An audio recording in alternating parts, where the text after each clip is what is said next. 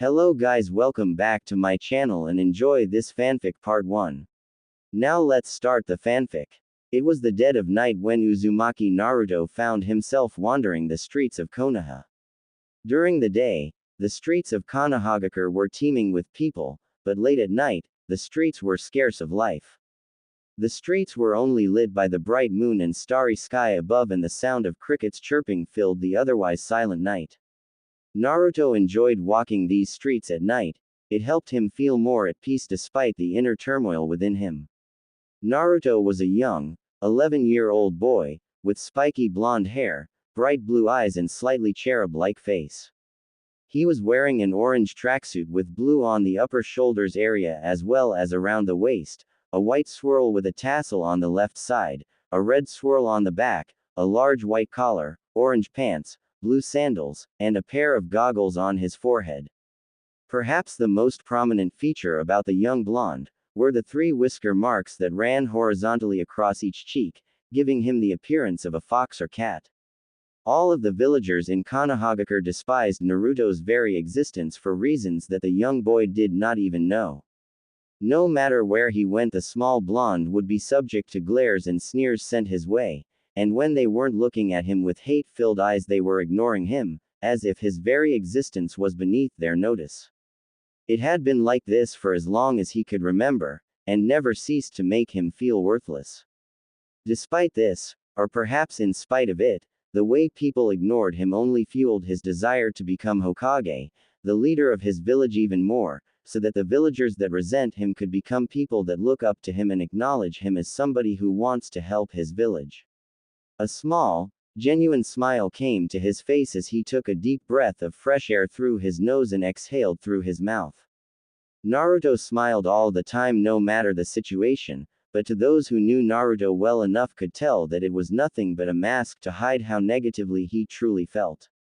The only times he smiled genuinely anymore was when he hung out with Tsuki, Ayame and the elderly Hokage. Naruto had been in the Shinobi Academy for many years, so you might have expected Naruto to have made lot of friends. In truth, Naruto only got along with Shikamaru and Choji. Everybody else either disliked him, didn't care about him, or were too shy to approach him. Naruto placed his hand on the back of his head as he looked up at the starry sky, making out any constellations that he knew of. When he looked back down, he noticed he was in the front of Konohagakure's main entrance gate. Naruto had contemplated a few times whether leaving a village that hated him would be a smart decision or not. In the end, he decided to remain in his village and continue to follow his dream of becoming Hokage no matter what the obstacle. Naruto listened to the light snoring of the 2 shinobi that were assigned to keep watch over the gate, but they had once again fallen asleep at their posts since Konoha had been at peace for years. Heck, it was so late the night that the Anbu that had been stationed to watch over Naruto had also decided to call it a night. Naruto was about to walk away and return home when he noticed something out of the corner of his eyes. Had it not been for his enhanced sense of sight, he would have most likely mistaken it for a bump in the road, but at closer inspection, it turned out to be a person. Naruto could not make out the gender or condition of the person at that moment since there was a large, tan cloak over the person's form. Naruto frowned at this and decided to help the person as he ran up to the figure's side and knelt down. "Hey, are you okay?" Naruto questioned as he shook he or she. With that damn cloak it was impossible to tell. After getting no response, he frowned and tried again. "Oi, are you listening to me? Wake up." Once again he got nothing. Naruto sat back on his haunches and adopted a thinking pose, the whisker marks on his cheeks stretching as his eyes scrunched up, giving him a very vulpine appearance. After a few moments of thought, he decided to flip the person over onto their back, so he could get a closer look at them. It was still hard to tell. The person's face was covered in so much dirt, grime and dried blood, but he could vaguely make out the features of a girl. Of course, at the moment all he saw was the blood. "Oh my god. She's bleeding. What do I do? What do I do?" Naruto began running around the unconscious girl in a mild panic, his mind in disarray at seeing someone injured. "I should call Ji-chan. No, wait. He's probably asleep. I should call the Anbu. Ah, damn it. They're probably asleep too. The hospital. Naruto shivered. He hated hospitals. Okay. Calm down, Naruto. Just calm down. It took a moment, but eventually the young blonde managed to calm himself down enough so that he could begin to think logically. Or at least, as logically as the mind of Uzumaki Naruto could think. Okay. So there's a girl and she's lying on the side of the road, injured. I can't call Ji-chan and most of the ninja in the village have gone to sleep. He looked over at the ninja in the booth at the front gates, still snoring. Point proven. And I don't even think the hospital's open, so that's a no-go, even if I wanted to go there. Of course, his hatred of hospitals meant there was no way he was going to head there, and he was sure as hell this girl wouldn't want to wake up there either. Honestly, who would want to wake up to bland white walls and those mean idiots in the white uniforms? I could take her to my place and fix her up, the blonde frowned. The idea had merit, but he wasn't sure if he was comfortable having a complete stranger in his house. Then again, he couldn't just leave her in the middle of the road either. Besides, wasn't the Hokage supposed to look after his people? Looking down at the girl, he sighed. My apartment it is. Stealing himself, Naruto bent down, lifted the figure and positioned her on his back. He thought about calling for help, but decided against it. Nobody would answer his plead for help, so there was no point in him wasting his breath. Naruto walked quickly, adjusting to the new weight he had to carry before he began to sprint. Over at the gate, within the booth, one of the Chunin guards woke up. Hey, Azumo, did you hear something? The spiky-headed Chunin with the bandage across his nose asked, mildly shaking his partner to wake him up. The one known as Azumo woke up with a start. Huh, what? What is it? What? I was asking if you heard something. Huh, heard something. Azumo looked at his partner, tilting his head from side to side as he strained his ears. Nope, nothing. Good, me neither. And with that, both Chunin went back to sleep. It only took him 5 minutes to reach his house. The blonde academy student stopped in front of his door and turned the handle slightly, then kicked the door open. Flicking on the lights, the young blonde walked to his bed and lightly placed the girl on the bed. Naruto had felt a thick liquid go down his arm a minute or two ago, but now in the lit room, Naruto could see that the liquid was, in fact, blood. Naruto slowly removed the drenched cloak off of the young girl and placed it on a chair in the corner for it to dry. This was when Naruto was finally able to get a good look at the girl he had saved. The girl was about his age, slightly taller than him, and had peach skin that still showed through the grime and dried blood that seeped from the numerous small wounds from her arms and legs. I guess I should bandage up those wounds, Naruto thought to himself as he went to retrieve a first aid kit. Naruto returned shortly with the first aid kit that contained tools to be used from the smallest of cuts to some of the more grievous of wounds. It may come as a shock to know that Naruto knew first aid. In the academy he was known as the Dobi, due to the fact that he was at the bottom of his class. A combination of having to deal with the hatred of several teachers who did their utmost to ignore him, his dislike of lectures, an inability to sit still due to his high level of energy, and his penchant for ditching class to play pranks on people had caused his grades to plummet. There was also the fact that he was something of an idiot. Not exactly dumb, but definitely not the sharpest kunai of the set.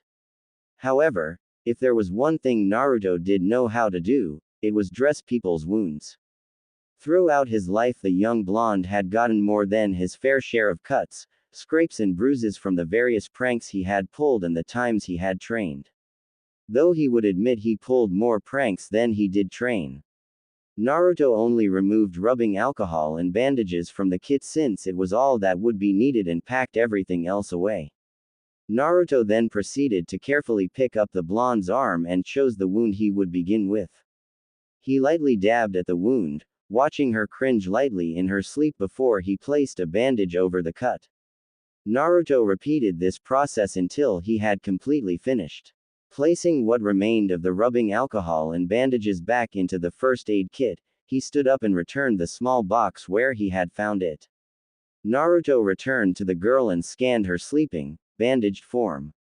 Millions of questions went through Naruto's mind. Where is she from?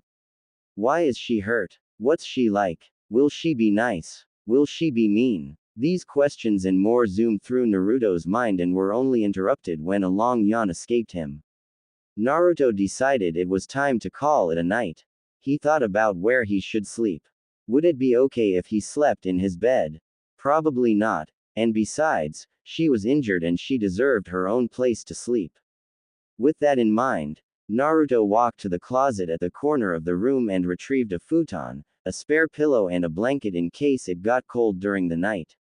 Placing the futon on the ground, Naruto put the pillow at the end of it and placed the blanket by its side. Naruto was too tired to change clothes, so he laid down on the futon and instantly fell asleep as soon as his head hit his pillow. The next morning, small streams of light passed through the blinds and shined in the sleeping Naruto's eyes. He tried his best to keep them closed, but his efforts were fruitless and with a reluctant sigh he stood up. Naruto took a minute or two to stretch, popping a few joints in the process before going to the sink and splashing his face with cold water to wake himself up fully. What do I do now? I can't not tell anybody about her and Ji-chan would ask questions soon, so I should tell him at least, Naruto thought to himself as he looked at the girl still fast asleep on his bed. Deciding on a course of action for later, Naruto went into the kitchen and began to prepare breakfast for himself and for the blonde just in case she woke up soon.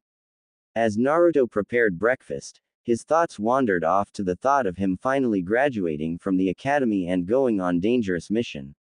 Naruto snapped out of his contemplation to see that the eggs he had boiled were finished. Naruto wished he could have better food and a lot more of it since what he had made was barely enough to feed him, let alone the both of them. Naruto distributed the eggs so that he got a barely anything and gave the sleeping girl the most. He would just go to Ichiraku ramen later. Naruto quickly scarfed down his portion before looking over at the blonde girl, wondering if it was okay to leave her by herself. Naruto didn't want her to wake up and have her simply leave the house since the chances of him finding her again would be very slim without him even knowing her name. Naruto decided that he would go talk to the Hokage about this girl, but as incentive to possibly have her stay here just in case she woke up, he walked over to her bed and placed the breakfast on the drawer at the side of the bed, which now included a glass of orange juice.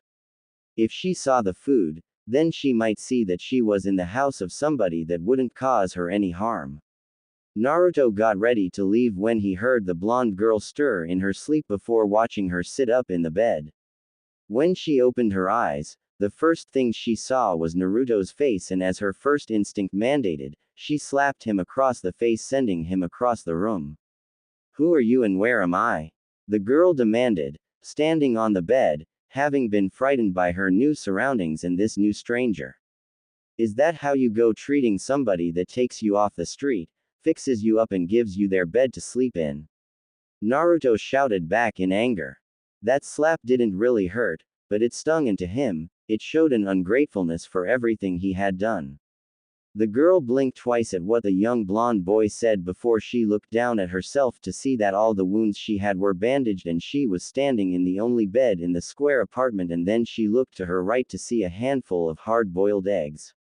It was safe to say that the blonde felt extremely sorry for hitting Naruto like she did. I'm sorry. The blonde-haired girl apologized sincerely as she sat back down on the bed, looking away in embarrassment. Naruto was a little surprised to hear somebody actually apologize to him. It's fine. It's my fault for surprising you like that, Naruto assured her as he sat at the edge of the bed, picking up the tray with her breakfast and placing it on her lap. The famished girl looked at it, then up at Naruto to see if he was sure about giving her food, only to be greeted by a reassuring close-eyed grin. You were pretty beat up when I found you, but I brought you to my apartment and I fixed you up. How are you feeling? Naruto asked the girl. The girl stopped eating for a moment as she pulled away one of the bandages to show that the wound underneath had already closed. Wow, that's so cool. That's something you and I have in common. I heal pretty fast too, Naruto stated with a smile on his face, receiving a small smile from the blonde at the young boy's loud and childish personality. I guess I should really thank you for helping me like you did. The young girl thanked the young blonde who scratched the back of his head in his embarrassed habit as he waved it off. You really don't need to thank me.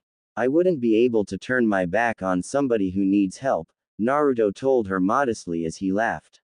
She smiled a little wider as she noticed that he wasn't just loud and childish, but could be slightly more mature if he wanted to. Do you know where I am? The girl questioned as she continued eating, Naruto looking at her curiously, not seeing how she could not know where she was. Nonetheless, he answered her question. Right now, you're at my apartment in Kanahagakure. Where are you from? The blonde's eyes widened slightly at how far she was from home before deciding to tell Naruto where she did come from. I'm from Kumogakure, the traveling girl revealed, Naruto gaining a questioning look on his face as he had never heard of Kumogakure before. Where's Kumogakure? Naruto questioned the girl as she sweat dropped at the young boy not knowing such a basic piece of geography.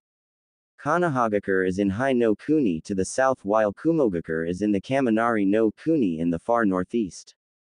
They're extremely far from each other and it would take weeks to travel the distance, the young girl explained as Naruto tried to draw a mental map in his head, but only succeeded in making two dots very apart from each other. No wonder you're so hungry, Naruto commented at hearing the time it took to go from Konoha to Kumo, but the blonde-haired girl misinterpreted Naruto. Are you calling me fat? The female demanded in a threatening tone. No women in the entire world wanted to be considered fat and all the men in the world knew this no matter what the age. Naruto waved his hands in front of him innocently as he spoke quickly, no. Of course not. I was just saying that going from Kumogakure to Kanahagakure is a long trip and you must not have eaten a lot. The blonde-haired girl's expression went soft again as she lightly giggled at Naruto's reaction as he sighed in relief. Naruto slowly stood up from the bed and picked up the tray from the teen's lap and brought it to the sink before coming back as he spoke. I'm sorry that I can't offer you more since I've only had to make enough food for one. For one? What do you mean? What about your parents? The girl questioned as Naruto walked back to her bedside. I don't have any, but that doesn't stop me. I work hard every single day to get stronger and I will become the Hokage one day. Naruto asserted in his own way with a smile as he pumped a fist in the air. The girl felt bad that she brought up his parents, but found his answer and the way he said it interesting. It brought a smile to her face to see somebody so lively after being on the road for so long. I would ask about your parents, but since they're not with you, Naruto stopped in mid-sentence in surprise. The sentence seemed to leave his lips before he could think about what he was saying. You think they're dead, right? The girl inquired finished Naruto's question with a deadpan expression Naruto nodding as he apologized again. My parents passed away when I was a little girl from a fatal disease. They were two of the most powerful shinobi in Kumogakure and I was proud to be their daughter, the orphan girl spoke in a sad voice. Naruto felt like the ass this time for bringing it up. Oh, I'm sorry I brought it up, Naruto apologized, the female nodding before silence reigned over the room once again. Naruto then observed that the blonde seemed to be having a little trouble keeping her eyes open out of exhaustion. You look tired so you should go to sleep, Naruto suggested, the feisty girl immediately refusing as she tried to stand up only to be lightly pushed back by Naruto. I have to go talk to somebody and I'll be right back, but can you promise me something? Naruto inquired of the girl who nodded and waited for Naruto to speak. I want you to promise me that you won't leave until I come back, Naruto spoke with an underlying hopefulness. He never really had a real friend and she seemed to becoming his first. He didn't want to let go of a new friend yet. Unknowing to him, the runaway felt the same way since Naruto was the first person she met in this new village and was incredibly nice to her. I promise, the blonde-haired girl promised with a firm nod and a smile, Naruto thanking her as he opened the door, waved one last goodbye and left. The violet-eyed girl was about to lay back down and go to sleep when Naruto came bursting through the door again with a blush on his face. I can't believe I forgot. Naruto shouted as he went through the doorway and right to the blonde who was laying on the bed as he outstretched his hand. My name is Naruto Uzumaki. What's your? Naruto questioned, his face red from embarrassment that he had forgotten to ask for such a basic piece of information. The girl went slightly red at forgetting this as well as she answered his question, shaking his hand. Yugito ni. Naruto opened the doors of the Hokage residence and walked in as the receptionist greeted him. Good morning, Naruto-kun. How can I help you? Naruto smiled as he greeted the receptionist before telling her his request. I want to talk with Ji-chan about something really important. After the initial, light scolding from the receptionist at Naruto talking about the Hokage so informally, she spoke with Hiruzen Sarutobi over the intercom and Naruto was then sent up. Sarutobi smiled as he puffed away on his pipe, enjoying the early morning as he sat behind his desk. The Sandaime Hokage was an aging man in his late 60s, with spiky gray hair and a short goatee. He had 3 wrinkles under each eye, as well as more running along his face and several liver spots, the signs of old age taking their toll on him. Despite this, Sarutobi Hiruzen continued his duty as the Hokage, ensuring that his village was kept safe from threats both outside and inside of its walls. It was looking to be a very beautiful day. There was no paperwork for the moment, being so early in the morning, and so the aging Hokage was able to just relax. Nothing beats starting the day with a good smoke. Hiruzen sighed in content, holding his pipe in one hand while he blew out smoke rings. As he continued smoking from his pipe, the Sandaime Hokage turned around in his seat and looked out at the village below. The sun was just beginning to rise over the horizon, painting the village in bright oranges and reds. It looked like the village was on fire. It was a beautiful sight, and one of the many reasons Hai no Kuni, the country in which Konoha was situated in, was called the Land of Fire. And it looks like it's going to be another peaceful day too. Bang. Oi, Oji-san, I've got something I want to talk to you about. Looks like he spoke too soon. Sarutobi sighed. Putting out his pipe, the Sandaime set it down on the side and turned his chair to look at the rambunctious blonde that had just barged into his office. There was only one person who had the tact, specifically the complete lack thereof, that he would not only enter his office in such a way, but also call him old man in the process. What can I do for you today, Naruto-kun? Asked Sarutobi with a genial smile. While the boy may be annoying, the old Sandaime always spared some time for the blonde, and in truth felt partially responsible for him. While the rest of the village may not treat Naruto like the hero he deserved to be, Sarutobi always strived to do his best for the boy. There's something important I need to talk to you about, Naruto said, a look of utmost seriousness on his face. Serious for Naruto at least. Oh, and what is it that you wish to discuss? Naruto blinked, his mind processing the word discuss as he didn't know that word. Eventually he shrugged, putting the word into the back of his mind and telling the Hokage what he came to talk about. Yesterday I found this girl and... Found this girl? Sarutobi interrupted. Don't you mean... met... this girl? No, found, Naruto said, giving the old man a stubborn look, his arms crossed and his chin jutting out in childish obstinacy. And what do you mean by found? Questioned Sarutobi, raising an eyebrow. Well, she was unconscious. Yeah, that. Naruto nodded his head and continued. Anyways, I found her on the side of the road, injured and unconscious, and decided to take her back home and give her some first aid. I see, Hiruzen said, stroking his beard in thought. It was very rare for someone to turn up unconscious and injured in his village. With all of the ninja he had patrolling and keeping the peace, crimes and the like were very rare. Not to say they didn't happen, but they only happened once in a blue moon. And what do you know about this girl? Her name's Yugito, and she's from Kumogakure. Kumogakure. Yeah, that. Sarutobi frowned. A girl showing up in his village in the middle of the night, injured, was rare enough. An injured girl who came all the way from Kumogakure and managed to slip in during the night was something that had never happened before. For a shinobi, Kumo was around several weeks of traveling, for a civilian it was around 2 months. And due to the strained relationship Konoha had with the Hidden Lightning Village, someone coming from Kumo to here was very rare, with only a few merchants traveling between the villages. All these thoughts came and went within the Sandame's mind in less than a second as he looked at the blonde and thought. And what is it you wish from me regarding this girl? Can she stay? The answer was not only immediate but entirely expected. Hiruzen had already figured out more or less what Naruto was going to ask, and had even come up with an answer. For now, Sarutobi replied. Naruto opened his mouth, and the Sandame could easily sense the boy was about to complain. He quickly intervened before the boy could say anything. I am not saying she cannot stay, however, as Hokage I cannot rule out the possibility that she is a possible enemy ninja sent here for some notorious purpose. It wasn't as rare as one might think for young ninja to be sent on infiltration missions into enemy territory as spies or assassins. Who would suspect a child could be a trained killer?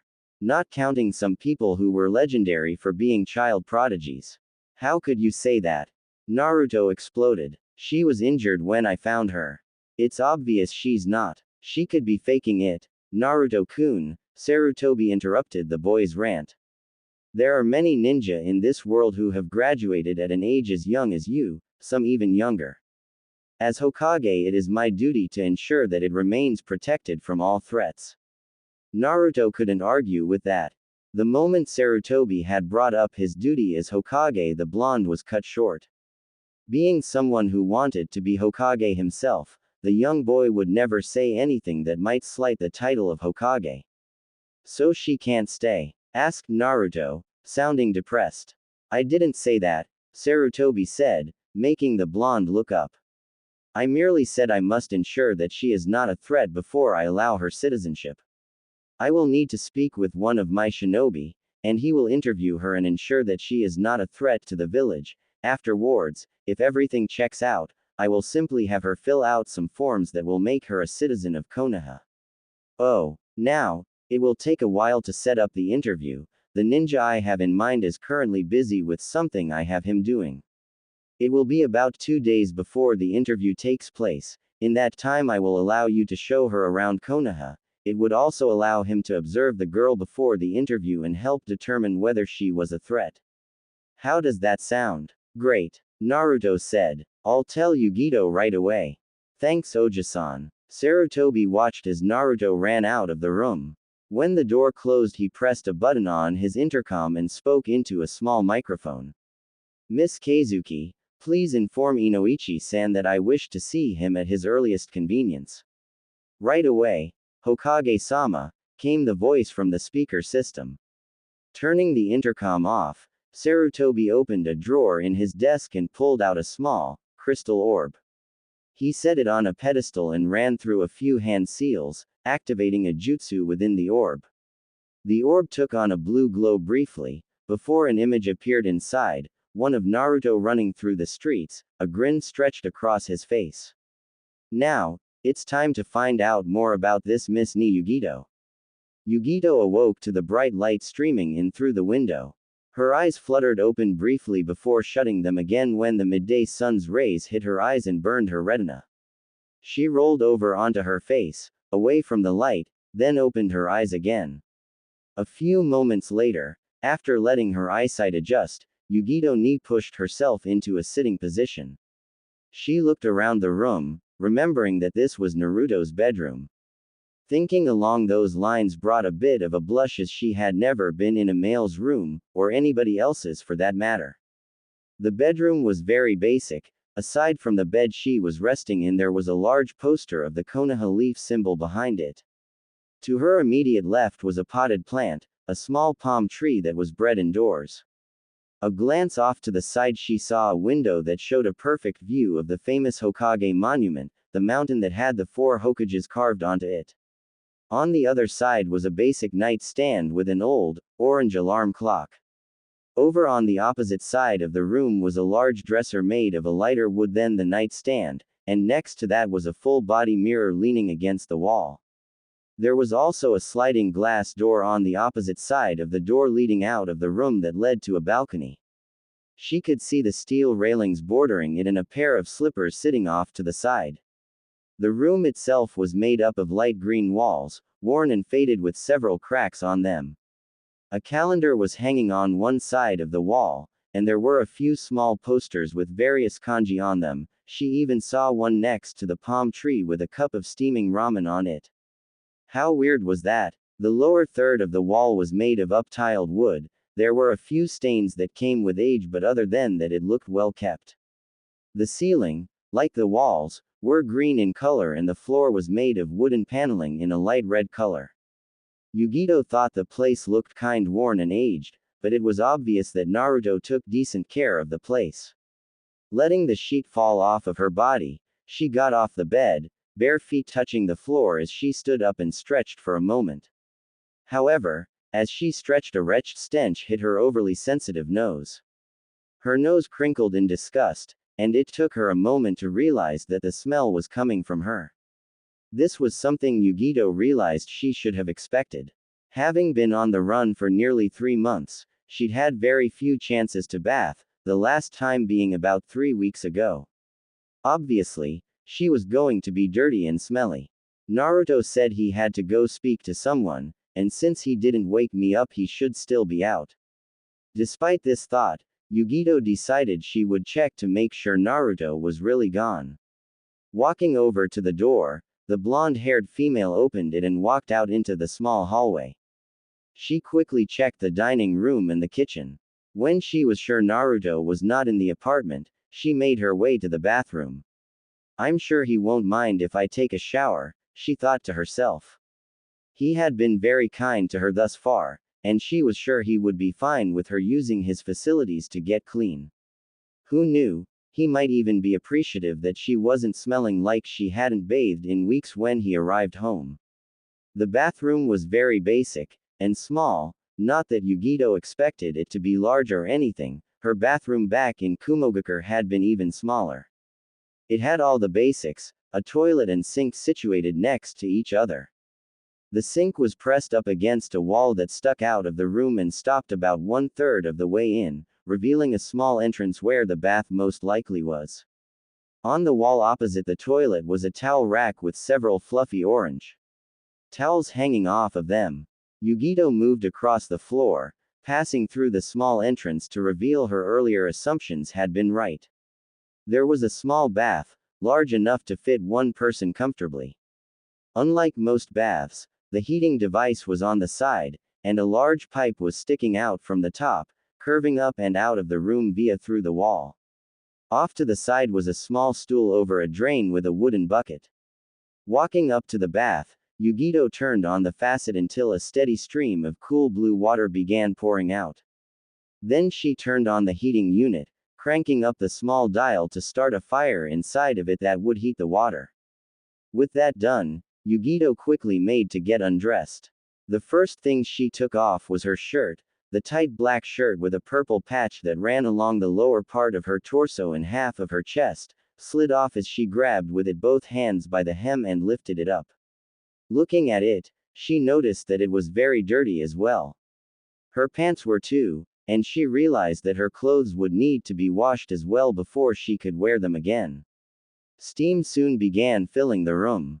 Yugito hiked her thumbs under her pants and panties, and slid them down the lower half of her body.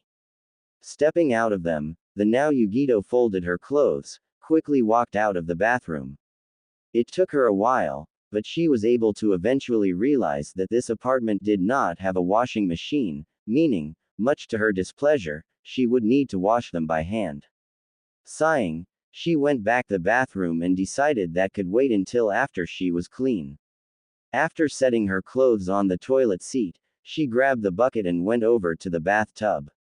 Sticking her hand in the water first, she deemed it hot enough and quickly filled the bucket with water. After looking around for a moment, she saw a small rack hanging on the wall filled with soap and shampoo. Both were for men, but considering this apartment belonged to a guy and she hadn't bathed in weeks, she wasn't going to be picky. Grabbing a bar of soap and a bottle of shampoo, she walked back over to the stool and drain. Setting the cleaning supply down, Yugito picked up the bucket and unceremoniously dumped the water over her head, drenching her from head to toe. After refilling the bucket with water, Yugito sat down and began washing herself. As she worked the shampoo into her hair, Yugito found herself hoping that Naruto would be out for a while so that she could get cleaned and dressed before he came home. Naruto arrived at the front door to his apartment when a thought arrived to the forefront of his mind: Yugito might still be asleep. With this in mind, the blonde wannabe Hokage cautiously and quietly turned the handle, opened the door, tiptoed in and closed the door behind him. Naruto continued to take a couple of light steps into the room just as the bathroom door swung open. Naruto was then gifted by the sight of Yugito, wrapped in nothing but a towel. Naruto was able to see a good amount of cleavage in her flawless, peach-colored skin, which was now clearly visible after all the impurities had been washed away. This also brought out her beautiful, long blonde hair that came down to her mid-back and a little over each shoulder and down to her fairly well-endowed chest. A droplet of water rolled down her neck, leaving a wet trail as it moved over her clavicle, then moved slowly along the upper swell of her cleavage and disappeared down into the towel as it moved between the valley of her breasts. If Naruto's brain had been working properly, he might have gulped. Had his brain been smart, he would have looked away as well. While Naruto was treating himself to the spectacular view, Yugito turned her head to see him gawking at her. As soon as Naruto was seen, his position went from enjoyable to precarious. Yugito's face went through several different emotions: surprise, mortification, embarrassment, and finally, it settled on anger. Once her emotional disposition had settled on a single emotion, that being of righteous female fury, she acted out of instinct that all women are born with and did the one thing her mind told her to do: start throwing things. Whoever the moron was that came up with the idea that women were fragile, sweet creatures must have been completely insane at the time. The blonde male of the duo was soon forced to dodge the many items and objects that were being thrown at him by his female counterpart. Bars of soap and shampoo bottles soon escalated into chairs, then a mattress, and finally, a sink. Naruto cursed under his breath just before the sink collided with his chest, knocking the air out of his lungs as he burst through the closed door, over the safety railing and plummeted down to the ground below. Naruto groaned in pain as he pushed the sink off of him, cursing under his breath, again. Who do you think would be tasked with fixing that? Naruto ignored the astonished spectators that had stopped walking when he was unceremoniously thrown out of his own apartment by, of all things, a kitchen sink and stood up. Tentatively, he walked up the steps of the apartment and edged to the door. He needed to tell Yugito about his discussion with the Sandaime Hokage, but he had no desire to have anything else thrown at him. If he stepped in, he might have to deal with a stove or refrigerator flying his way next. Naruto looked down at the caved-in door and cursed yet again. Who do you think would be tasked with replacing that? Naruto sighed out of self-pity, but he wasn't one to wallow in it for too long as he quickly recovered. Normally, he would have just walked in and demanded some respect in his own abode. After all, this was his apartment, and he was letting Yugito stay there. Honestly, she shouldn't have been so angry. It's not like it was his fault she had walked out of his bathroom covered in nothing but a towel. Still, there was something about an enraged woman that made him think twice. Some form of self-preservation instincts that told him waltzing in and demanding respect would be more troublesome than it was worth. Within the Nara compound, both Shikamaru and his father, Shikaku, sneezed. They rubbed their nose, simultaneously muttered troublesome, then went back to their game of shogi. Naruto cupped his chin, closing his eyes as he contemplated what his next course of action should be. His objective was to be able to enter his own apartment with having to endure the least amount of physical damage to himself and his wallet. Naruto, who could be considered mentally inept during the best of times, came up with a complete blank. So he did what he did best: he winged it. Naruto closed his eyes and held his hands in front of him as he slowly walked in. I'm not looking. Just please. Don't throw anything else. Naruto instantly pleaded as he felt a blast of killing intent hit him as soon as he entered the apartment. Don't you knock before you open doors. Yugito shouted as Naruto heard and partially felt a knife just nearly embed itself in his skull, but instead punctured the wall just behind him.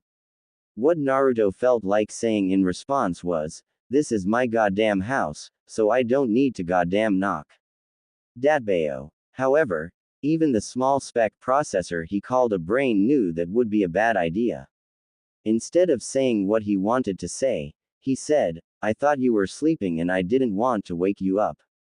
I didn't know you were taking a bath." Yugito had to admit that his defense was reasonable enough. Truthfully, she felt a small amount of shame and gratitude towards him. It wasn't exactly his fault that he had come in just as she was getting out of the shower. Not that she would tell him that. Sighing, she slowly placed the set of sharp kitchen utensils on a nearby table. "I'll let you off this time, but next time you won't be so lucky. Just wait outside and let me get dressed. It'll only take a minute," Yugito stated. Naruto gulped at the threat from the blonde-haired girl as he scurried out of the door and did as he was told, leaning against the wall as he waited for Yugito. Shikamaru always said that women were a drag. Point proven, Naruto thought to himself as he sighed, leaned against the wall and slid down until he was on his butt. He looked up at the sky and shuddered, somehow feeling as if he just escaped the Shinigami's grasp. Naruto learned something else about women that morning: they take forever to get dressed. Naruto was kept waiting outside so long that he actually fell asleep and was snoozing like a baby by the time Yugito finally walked out. "Naruto, you wanted to talk to me about something?" Yugito inquired of the boy, lightly shaking him. What is it?" Naruto's shouting got increasingly louder as he jumped out of his sleep, a kunai in hand, acting as if they were being ambushed before Naruto got a clear grasp of where he was and he recollected what happened before he dozed off. "Took you long enough," Naruto complained, replacing the kunai in his holster. Yugito looked at him with a raised eyebrow, then looked at the holster that he had placed the kunai in, then back to him. For once, Naruto understood the look, but he just sighed and made a gesture that told her to forget it. "I went to Gigi." He trailed off when he noticed her blank stare. It took him a moment to realize that she probably didn't know who Gigi was. Thus, he quickly elaborated with, "He's the Hokage, and I told him about you. I asked him if you could stay and he said somebody was going to come and interview you and then you could stay. Isn't that great?" Naruto explained, exclaiming the last part in joy of having his new friend stay in Konoha, despite her seemingly violent nature. Yugito knew of the rather troubled relationship between Konoha and Kumo, so she was both relieved and ecstatic to hear that she was not being instantly expelled from the village like she had believed would happen if the day came that far too many ninja of this village found out that she was from Kumogakure. She had planned on telling Naruto to keep it a secret, but it was too late and it apparently didn't matter anyways. She was being given a chance to settle in a new village and all she had to do was answer a few questions. How hard could that be? "How about we go celebrate with something to eat? You're still hungry, right?" Naruto inquired of the girl for the reason he had verbally stated. There was also the small fact that he was hungry, having not eaten much for breakfast since he gave most of his food to Yugito, and if he didn't get a few bowls of ramen in his system now, he just knew he was going to die. "I am pretty hungry. Do you have a place in mind?" Yugito questioned calmly, but that didn't stop Naruto from giving a loud response. "Hell yeah, I have a place in mind!" Naruto shouted victoriously, pumping a fist into the air with childlike enthusiasm. He grabbed Yugito by the hand, eliciting a very small blush from the girl who was not all that used to human contact. However, after a few moments of being pulled along by the enthusiastic whisker-marked blonde, she got used to, and even enjoyed the small amount of physical contact. She moved her legs quickly to catch up so she wasn't dragging along behind him, laughing a bit at the expression of childish joy on her fellow blonde's face. It only took a minute with Naruto's insane hunger to arrive at the small, opened eatery. Ichiraku Ramen was a very small wooden stand with a flap hanging over the entrance. Despite its old and semi-worn look, the heavenly aroma that wafted from the place negated any reservations Yugito might have had about the place. Without pausing, Naruto walked in and took his seat. Yugito followed close behind, taking the seat right next to him just as the owner of Ichiraku Ramen turned around to see who had entered his establishment. The man, who looked to be in his mid to late 40s, wearing a faded white shirt, blue jeans and a slightly dirty apron with a chef's hat on his head, was pleasantly surprised to see his favorite customer sitting in his usual seat, but what caught the shopkeeper's attention was the blonde-haired girl sitting right next to him. Was Naruto making friends after being alone for so long? A warm smile came upon Tsuki's face as he greeted the short, blonde boy, Naruto. It's good to see you again. Soon after this greeting, which was returned by an equally happy one from Naruto, the chef questioned Naruto about his new acquaintance. Who's your new friend, Naruto? Oh yeah, this is Yugito ni. Yugito, this is Ji-san. Naruto introduced Tsuki to Yugito and vice versa. Yugito had instantly wished that Naruto told her the elderly man's real name since she didn't feel comfortable with referring to this friendly stranger as Gramps. It sounded rude and disrespectful to call an older person by that, but it seemed that the ramen maker did not mind at all and perhaps even enjoyed being spoken to in such a familiar name. It's nice to meet you, Yugito, Tsuki spoke to the young, blonde-haired girl in a warm voice. It was the kind Yugito would have expected in a grandfatherly figure, something she had not experienced. She quickly gave him a similar greeting as the man began preparing a couple bowls that he would pour ramen into. Naruto visited the ramen shop so frequently that it was no longer necessary for him to tell Tsuki what he wanted as it was the same every time. What is it that you would like to eat? This may be Ichiraku Ramen, but we don't only serve ramen, the shop owner explained shortly to the girl who thought about it for a moment. Do you, by any chance, serve tekkadon? Yugito asked politely, not even bothering to bring her hopes up as she knew that a ramen shop most likely did not contain the rice, raw tuna and special spices that were in the dish she liked.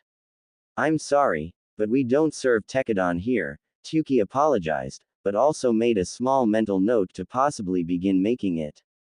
If this girl was really Naruto's friend, then she would possibly be visiting Ichiraku Ramen frequently and it would be a wise choice to begin making tekkadon. Yugito looked to her left to see that Naruto had gone through already 2 bowls of ramen and was still going strong as Tsuki placed fresh bowl after fresh bowl in front of him. If Naruto was eating it like that, then the food must have been something special. Can I get what Naruto is eating? Yugito questioned the old man who nodded with a smile. Nobody could eat ramen as passionately as Naruto, but Tsuki's ramen was delicious. Yugito was at first hesitant to try it before the hunger that she had felt through those weeks of travel came to her like a slap to the face and she began to chow down at a speed that rivaled Naruto's. No matter how hungry someone was, they could not eat ramen of all things, faster than Naruto could. Heck, it was nearly impossible to eat anything faster than Naruto. At the end of 30 minutes, 40 bowls of ramen were piled high. 15 were Yugito's and the other 25 belonged to Naruto. How much do I owe you, Ji-san? Naruto questioned the old man who told Naruto that it was all on the house. Tsuki was happy to see that Naruto was making friends and decided not to have Naruto pay this time around. His income would take a somewhat sizable decline, but Naruto was almost like a son to him. Really? Thank you. Thank you. Thank you. Thank you, Jii-san. Naruto thanked the man ecstatically to the point where it could most likely be heard throughout Konoha. Yugito thanked the man as well, but a lot more politely and quietly than Naruto, though she couldn't help but giggle slightly at her fellow blonde's rambunctious and overly enthusiastic way of thanking someone. Tsuki, who was pretty much used to Naruto's way of acting, just chuckled and waved the thanks off. Walking out of Ichiraku Ramen, the 2 blondes took a couple steps before Yugito stopped them with a question, where are we going now? That's a good question, Naruto stated loudly, causing Yugito to sweat drop. He didn't really have any plans on where they should go, reacting more on impulse than any logical thought process, or thinking period. How Naruto-like. Meanwhile, Naruto was deep in thought as he closed his eyes and made a face as he began to think of an idea on what they should do. Yugito giggled as Naruto's expression went shortly from a calm thinking one, to a straining look that made Naruto seem as if he was constipated in his crouched position.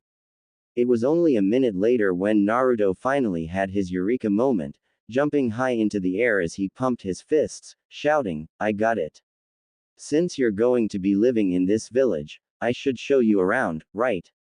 Naruto stated in a voice that showed he was praising himself, causing Yugito to laugh. Naruto looked at her for a moment, wondering if she was laughing at him. But seeing the smile on her face that she was sending his way made it so that, even if she was laughing at him, it wouldn't have mattered. The number of people who smiled his way could be counted on one hand. The smile she was giving him, which he absently noted made her more beautiful than ever before, made his world that much brighter than it had been minutes before. "All right," he determined, grabbing Yugito's hand, which this time was grabbed back as the girl was getting used to him acting on what was most likely instincts. "Let's go." Yugito couldn't help but mirror Naruto's grin as the whiskered blonde began dragging her off to their first destination. The first place Naruto thought important to tell Yugito about was the Hokage residence, which was probably the most important building in all of Konohagakure. It was where missions were assigned, where orders were given, where the Hokage stayed and where other important operations were carried out. The central hub of Konoha, as it were. "This building here is where the Hokage stays," Naruto explained rather vaguely despite its actually importance as he instantly moved, Yugito lingering a step behind as she looked at the massive red structure with the kanji of Hai no Kuni inscribed in the middle of a large circle that protruded out of the building. "Let's go, Yugito. We're burning daylight and there's still a lot of stuff to see," Naruto remarked in his usual, loud way. Yugito snapped out of her awe and caught up with him as they walked towards Naruto's next destination. "And this is my least favorite place in the entire village," Naruto spoke in complete disgust about the next building, emphasizing the word, entire. "But it's a hospital," Yugito responded without having to be told what the building was used for. Hospitals were pretty much universal in how they looked. White walls, lots of windows on the side where patient rooms would be and a large glass sliding door. The fact that there was a large sign with the kanji for hospital on the front simply made what the place was used for all the more obvious. "Exactly," was Naruto's only reply as he began to leave. Yugito followed right behind and sweat dropped as she caught his silent murmurs of white-clad devils, stone-like beds and thousands of tools that would be the death of him. As Naruto and Yugito walked through the streets of Konoha, the blonde young boy pointed out a couple stores and convenient department stores that catered to every shinobi's and villager's needs, from clothes and food, to weaponry and scrolls. As Naruto continued talking about some of the more important department stores, he almost did not catch on to the fact that Yugito wasn't paying attention anymore. Something else had caught her eye, but Naruto decided to just continue with the tour until he decided she needed to be snapped out of it. What had caught Yugito's eye, however, was not an item of the many department stores, something in the sky above, or something on the ground below. What had caught Yugito's attention were the villagers that surrounded her and Naruto. The eyes of these villagers were fixated in one direction and they carried an overflowing amount of anger and disgust, while some villagers' eyes held fear and worry, as if their life could be in danger at any second. Those eyes full of fury wished their target 1,000 painful deaths, while those with fear wished his very existence away. Those eyes scorned and feared their target at highs that she had never before seen. Yugito was but only a second from cowering behind Naruto. Back in her village, she was treated much the same way, but what she was experiencing here was 10 times worse. This exceeded anything she had ever experienced. Was she wrong about Konoha being a safe haven? It took a minute or two before Yugito finally managed to note that the scornful glares were not aimed at her, but at the blonde-haired boy in front of her, who was still calmly walking through the streets and talking to Yugito as if he didn't have every single villager they passed staring at him with hateful and distrusting glances. How could he ignore the stares he was receiving like that? A storm of questions instantaneously brewed within Yugito's mind. Why did they hate Naruto? What did Naruto do? Why were they afraid of Naruto? What did Naruto do? Why hadn't Naruto noticed those eyes yet?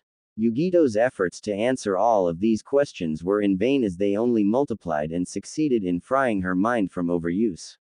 This was quite the puzzle and one that she wanted to solve. She had come up with one possible solution, but the chances that it was the answer were extremely slim to the point where it was non-existent. Yugito was finally snapped out of her silent contemplation by the tone of Naruto's worried voice. Are you okay, Yugito? Yeah, I'm fine. What were you saying? Yugito assured Naruto, who had a worried look in his eyes. The male of the group frowned as he looked at her, trying to see if something was wrong. Yugito squirmed a bit. His eyes could be surprisingly piercing when they wanted to be. However, after a moment or two the whiskered blonde couldn't seem to find anything wrong with his new friend. He nodded, then got back to the topic he had been trying to discuss with her. I was just telling you about the academy and asked if you wanted to be a kunoichi. Naruto repeated as the memories of what happened early that afternoon came to him. Yugito had really good aim with that knife, and those bottles of shampoo, the soap, the mattress, the sink. He shuddered. Naruto sighed, once again in self-pity as he remembered he had to make a couple home improvements when he returned that day. This moment of regret caused Naruto to miss Yugito's answer and therefore give the blonde the wrong message. Is there something wrong with that? Yugito inquired of Naruto upon hearing him sigh, with a voice of slowly building anger that showed she was offended. Wait, what? Huh, I'm confused. Naruto babbled like an idiot at Yugito's seemingly spontaneous fury in both fear and confusion at what had brought it on. I just told you that I do plan on becoming a kunoichi and you sighed.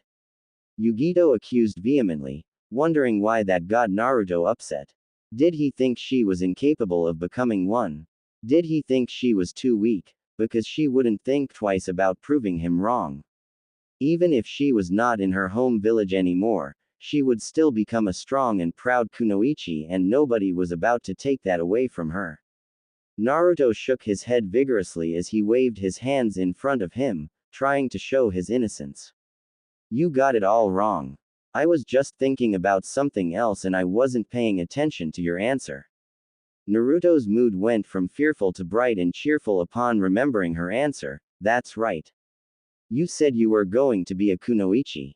That's great. That means that we can go to the same school and I think there's an open seat in my class.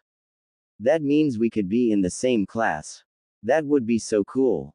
Naruto's cheerful attitude only increased as he began hyping himself up even more. Yugito's sweat dropped for a moment, almost not believing it was possible for someone to be as happy as the spiky-headed blonde. Still, she couldn't help but find Naruto's happy-go-lucky attitude to be both comical and relieving after being on the road for so long. Almost like a nice refreshing breeze on a hot summer's day. Yugito could not remember a day she had ever laughed so much, or had ever felt this happy and at peace. Naruto was someone special, she was beginning to realize, and Yugito knew that she was extremely lucky to have met him. As Naruto slowly began to calm down, the two blondes noticed that the sun had begun to set, turning the sky a brilliant orange mixed with reds and purples. We should go back home, it's getting late, Yugito suggested to Naruto, who had a contemplative look on his face. Yugito was slowly reaching over to Naruto to check if he was okay when, after several more seconds, the blonde still had yet to respond to her question. Considering he had just been shouting like a hyperactive little kid, the silence was beginning to get disturbing. Yugito stopped her progress when she heard Naruto speak in an almost uncharacteristically calm, cool voice. I want to show you my favorite place in Konoha before we go. Favorite place? Yugito couldn't help but wonder where her new friend's favorite place was, and how it could bring such a calm look to the normally hyperactive blonde. Naruto held a firm hand down to Yugito to help her up a rather large climb, grabbing the hand she held out and pulling her up to the final ledge. Yugito lightly dusted herself off upon completing the hike. She didn't know why they went through all this trouble to get to one place, but when she looked up, her expression went from one of idle curiosity into one of sheer awe. Naruto let a small smirk grace his lips when he saw the expression on Yugito's beautiful and glowing features. Naruto remembered when he first decided to come up to this spot, and when he had finally succeeded in making the climb, he had the same expression on his face as Yugito did. They stood on top of the Hokage monument, which was the highest point in all of Konoha. More specifically, they were standing on the head of the Yondaime Hokage, Namikaze Minato, who had led the village for quite some time till his death, in which the position was once again occupied by the Sandaime Hokage, Sarutobi Hiruzen. He looked out at the horizon. The orange, reds and purples set the sky and treeline below on fire. A beautiful sight, and one of the reasons Hai no Kuni had been given its name, the Land of Fire. Beautiful, isn't it? Naruto commented in that same, strange, calm tone that grabbed Yugito's attention. She looked over at him, noting the peaceful look on his face. What was it that made Naruto so different from how he usually was? Was it the scenery that made Naruto look like a man at peace, or just the situation? Probably a bit of both. It's amazing, Yugito said in an almost silent gasp, her eyes going back to the sky. Naruto's small smirk turned into a warm smile as he lightly held her by the wrist and led her till they were right on top of the head. Naruto proceeded to lay on the ground as he looked over to see Yugito's eyes were still firmly planted on the sky. Grabbing her hand, he directed her attention to him with a gentle tug. She looked down at him and he tugged again. It took her a second, but she soon got the hint and laid down next to him. One of these days, I want to have my head right next to this one, Naruto remarked slightly offhandedly, Yugito looking back down at him in slight amazement. She remembered Naruto mentioning that the monument had the heads of all the Hokage imprinted on it. You want to become Hokage? Yugito asked in amazement at the seemingly impossible goal. Out of the thousands of ninja in the village, only a select few were ever even considered for the position. The Kage of any one of the 5 major ninja villages were the most powerful of their respective home. To get to that position, you had to become stronger than anyone else in your village. Gaining such a prestigious title required more work and dedication than most people were ever willing to give. The whiskered blonde's response came in the form of a nod and a warm smile on his face that Yugito found very comforting. I know you saw how the villagers treat me here, and to be honest, I don't know why they hate me, Naruto began. An astonished look appeared on Yugito's face. Had he always been this perceptive and just acted ignorant? Or was there something more to the blonde's ability to read the situation? But that's why I want to become the next Hokage. I want to be somebody important that everybody respects and acknowledges as someone great. I want everybody to think of me as important to the village. Naruto explained his goal with a certain air about him that made you want to believe that he would accomplish that goal one day. Listening to him, Yugito couldn't help but hope he did eventually become Hokage. Gigi always told me stories of how the Yondaime Hokage was one of the greatest Hokages and about how he was so widely respected and known throughout the village and the world. Gigi told me that he died for Konoha the day I was born, Naruto commented with a strange, sad smile as silence overcame the two, Yugito hanging on every word that Naruto was saying. To see Naruto acting so mature when he had acted like a child on a sugar high the entire day made this a rare and interesting event. I want to become just like him one day, Naruto finished with a smile as he took one last deep breath and relaxed against the fourth's head, looking up at the sky as his eyes slowly closed and he dozed off into a peaceful slumber. Yugito, however, was still awake and was looking down on Naruto's peacefully sleeping form as she supported herself on one elbow, watching as the moonlight seemed to dance on his features with a soft smile on her face. I couldn't have met a better person, I'm sure of it now. He's so different and special in his own way. He's brash, loud and childish, yet can be calm, quiet and mature. He always manages to make me laugh, and despite how hurt he is by how everybody treats him, he manages to keep a smile on his face and ignores it. I was never that strong, Yugito thought as she unconsciously brought a hand up and began running it through Naruto's golden blonde locks. His hair was soft, she mused, almost like fur. Laying down on her side, so that she could still look at Naruto's sleeping face, Yugito said, "I'm really glad I met you, Naruto." Her voice a mere whisper that was lost on the wind.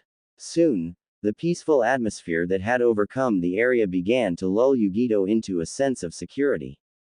Her eyes slowly fell closed, and her breathing evened out, as she too fell asleep. Naruto drowsily opened his eyes only to be blinded by the morning rays of the rising sun that shone across the horizon. The radiance of the sun after the darkness of the night seemed to signal the awakening of the world, as Naruto was instantly greeted by the sound of chirping and chattering wildlife, the rushing waters of a nearby river, and the light sound of the wind sweeping across the barren streets of Konoha and through the trees surrounding the village. A small smile of relaxation appeared on Naruto's face as he drew his arm over his eyes to shield them from the beams of light, feeling as it heated the fabric of his clothing. Naruto let out a content sigh only to feel it slightly restricted by a warm weight that he just realized was on his mid-chest. Naruto felt tempted to check what it was, but he weighed that the value of his relaxation was far greater than his curiosity. Naruto would have been able to ignore this soft pressure on his chest, but then, it moved. Naruto's curiosity went from ignorable to unbearable as he could no longer contain himself. Naruto's eyes flew open as he bent his head towards his chest to get a good look at what had interrupted him from one of his more enjoyable hobbies. The somnolent blonde instantly regretted this action as his eyes were left vulnerable to the unrelenting light rays of the sun. Naruto groaned in annoyance as he blinked rapidly, allowing his eyes time to adjust. As Naruto's eyes adjusted, the preliminary blur he saw began to take shape. When Naruto finally got a clear picture, a deep, scarlet blush tainted his cheeks almost instantaneously. The warm weight that was laid out on his chest turned out to be, unexpectedly enough, Yugito. Yugito was facing Naruto, giving the blonde boy a view that showcased her beauty. Yugito was coated in an ethereal glow as the sun shone on her back, bringing out the natural shine to her hair, the creamy, peach color to her skin, and her pink lips, which were ever so slightly parted to reveal a small bit of her bright white teeth. Naruto's eyes then moved onto her body, which he noticed was rather curvaceous under her clothing for her age. Naruto noticed Yugito's toned muscles that came from training to be a kunoichi, and as he looked at her arms, he trailed one of them up to the hand, only to see that it was entangled in his hair. Naruto gulped as he realized their close proximity, and the blush that stained his cheeks grew a few shades darker as his mind wandered. When he finally did manage to come to his senses, he found himself extremely confused about how he should feel about his predicament. A part of him said that he should just lay back and enjoy the moment, while another part told him to try and retreat as quickly as he could. Naruto had just recently discovered how women reacted when they were put in an uncomfortable position, and if Yugito was to wake up and found herself this close to him, she could possibly maim him. Even if Naruto desired to remove Yugito off of him, the last thing he wanted to do was suddenly wake her up from her peaceful slumber. Judgment was already being passed before Naruto could come to a decision as Yugito's eyes fluttered open. Naruto's breathing hitched in fear as Yugito rubbed the remaining sleep from her eyes, letting off a tired yawn before her gaze fell on Naruto. What happened next was unexpected by the both of them, as Naruto found himself momentarily mesmerized by Yugito's cat-like, beautiful purple eyes while Yugito was hypnotized by Naruto's deep blue ones. They remained in this stasis position for a good couple minutes before they finally snapped themselves out of it and finally brought their attention back to the position they were in. Yugito's body was still pressed onto Naruto's and their faces were only a couple inches apart, probably less. Yugito hastily removed herself off of Naruto while Naruto scooted slightly away from her, both of them clearing their throats loudly and awkwardly. Yeah. Good morning, Yugito," Naruto managed to say in a calm, steady voice that betrayed any sign of how erratically his heart was beating. Good morning to you too, Naruto. Yugito mentally cursed herself for stuttering as it showed how affected she was by what had just occurred. An uncomfortable silence came upon the two soon after, neither knowing what to say. So, what do you want to do today? Naruto spoke first, being the more confident and brash of the two. Yugito was mentally thankful that Naruto had decided to speak first, but his question left her with a complete blank as she shrugged in response, not yet trusting her voice to come through for her. I don't know about you, but I'm starving. Naruto commented just before his stomach growled, which only emphasized his point as he jumped to his feet. Naruto was so focused on the streets of Konoha below that he did not notice the surprised look that came upon Yugito's face. Yugito knew that they had not technically eaten in a while, having been asleep, but for someone to be hungry as soon as they woke up was weird frankly. Yugito had to admit that she had a rather large appetite, but unlike Naruto, hers took some time to set in after waking up. What Yugito heard next made her wonder about Naruto's diet. Ichiraku ramen. Here I come. Naruto shouted to the heavens upon seeing his favorite shop open up, using his keen, superhuman sense of sight. The ecstatic blonde boy began bounding down the back of the Hokage monument and, in his happy, single-minded goal to get ramen, forgot about Yugito. Naruto. Wait for me. Yugito whined with a surprised expression as she began to leap from ledge to ledge just as Naruto had, using their academy-level training. Tsuki took a deep breath of the crisp morning air as he unlatched the lock that kept the rusty iron curtain in place before lifting the curtain up. How long had he been in business?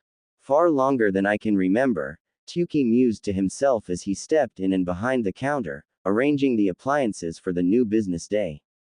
Ichiraku ramen. Here I come. A warm smile appeared on Tsuki's face as he instantly recognized the voice and traced it to the Hokage monument where the old man's eyes settled on the Yondaime Hokage's head. A nostalgic smile came upon the old man's face as he remembered a young Minato Namikaze constantly visiting his store. Now the old chef had a similar-looking blonde as a regular customer. Maybe that was why he gave Naruto a chance when nobody else in the village would. While Tsuki was in his silent contemplations, he nearly missed the entrance of Naruto and Yugito, who took the same seats as yesterday and greeted the old man. Snapping himself back to the present, Tsuki greeted the blonde duo, "Good morning, Naruto, Yugito. I assume it will be the same as yesterday." The inquiry was meant more for Yugito since Naruto was definitely going to order the same thing. Yugito's response came in the form of a nod and a small smile. Good. One moment and I'll get started, the elderly shopkeeper stated as he retreated to the supply room in the back to retrieve the ingredients he would need to concoct fresh bowls of ramen. Yugito remained silent until she was positive the owner of Ichiraku ramen would be unable to hear her before she turned to Naruto and spoke in a whisper, "Is ramen all you ever eat?" Yugito found Naruto's eating habit extremely unhealthy and wanted to talk to him about it, but if Tsuki heard her, he might be falsely led into believing that she did not enjoy his food, which was actually far from the truth. Ichiraku ramen's ramen was the best ramen she had ever tasted in her life. Naruto scarcely gave the question a moment's thought before he answered it with a huge grin and a cheerful tone, "Yep." Yugito chuckled lightly at his response as she decided to simply drop it since, in the end, she was no better. Back in Kumogakure, there was a sushi bar that looked much like Ichiraku ramen and she used to engorge in their tekadon. Yugito giggled to herself when she thought about the insane levels of food she and Naruto ate and how little weight they put on, if any at all. When Tsuki had finally made 4 dozen bowls of ramen, he proceeded to place the dish in front of the duo only to experience a feeling of deja vu as he watched the saucers disappear one by one as the blonde scarfed it down, hardly chewing between each mouthful. In an unbelievably small amount of time, ramen bowls were once again piled high into the air, blocking Tsuki's view of his favorite customer and his new friend. Naruto and Yugito patted their stomachs with a content smile on their faces. "So, How much do I owe you, Ji-san? Naruto repeated the same question he usually asked when he finished his meals at Ichiraku Ramen. Don't worry about it, Naruto. It's on the house today as well, Tsuki assured the blonde, who once again erupted into a loud series of thank yous that the old shopkeeper waved off until Naruto and Yugito left with a wave of goodbyes. Yugito had to say that the generosity of the elderly cook was shocking to her, but it also gave her a warm feeling in her heart when she realized that some people really did care for Naruto. Instead of asking Yugito where she wanted to go before planning a destination like what usually happened, Naruto seemed to have a place already in mind as he began walking in a predetermined direction without a word. Yugito followed close behind, curious of where Naruto was going as she questioned him about it. So Naruto, where are we going? I have to stop by my apartment to repair a sink and replace a door that a certain somebody broke. Naruto commented, stressing the second to last word in the sentence with a clear undertone of annoyance. Yugito got the message as a blush formed on her cheeks, feeling embarrassed and a little bit ashamed of what she had done. She was not versed in the way of the handy man, so she would not be able to help Naruto in his home improvements. Naruto arrived in front of his apartment to find the battered sink embedded in the ground where he had left it. You can wait inside, Yugito.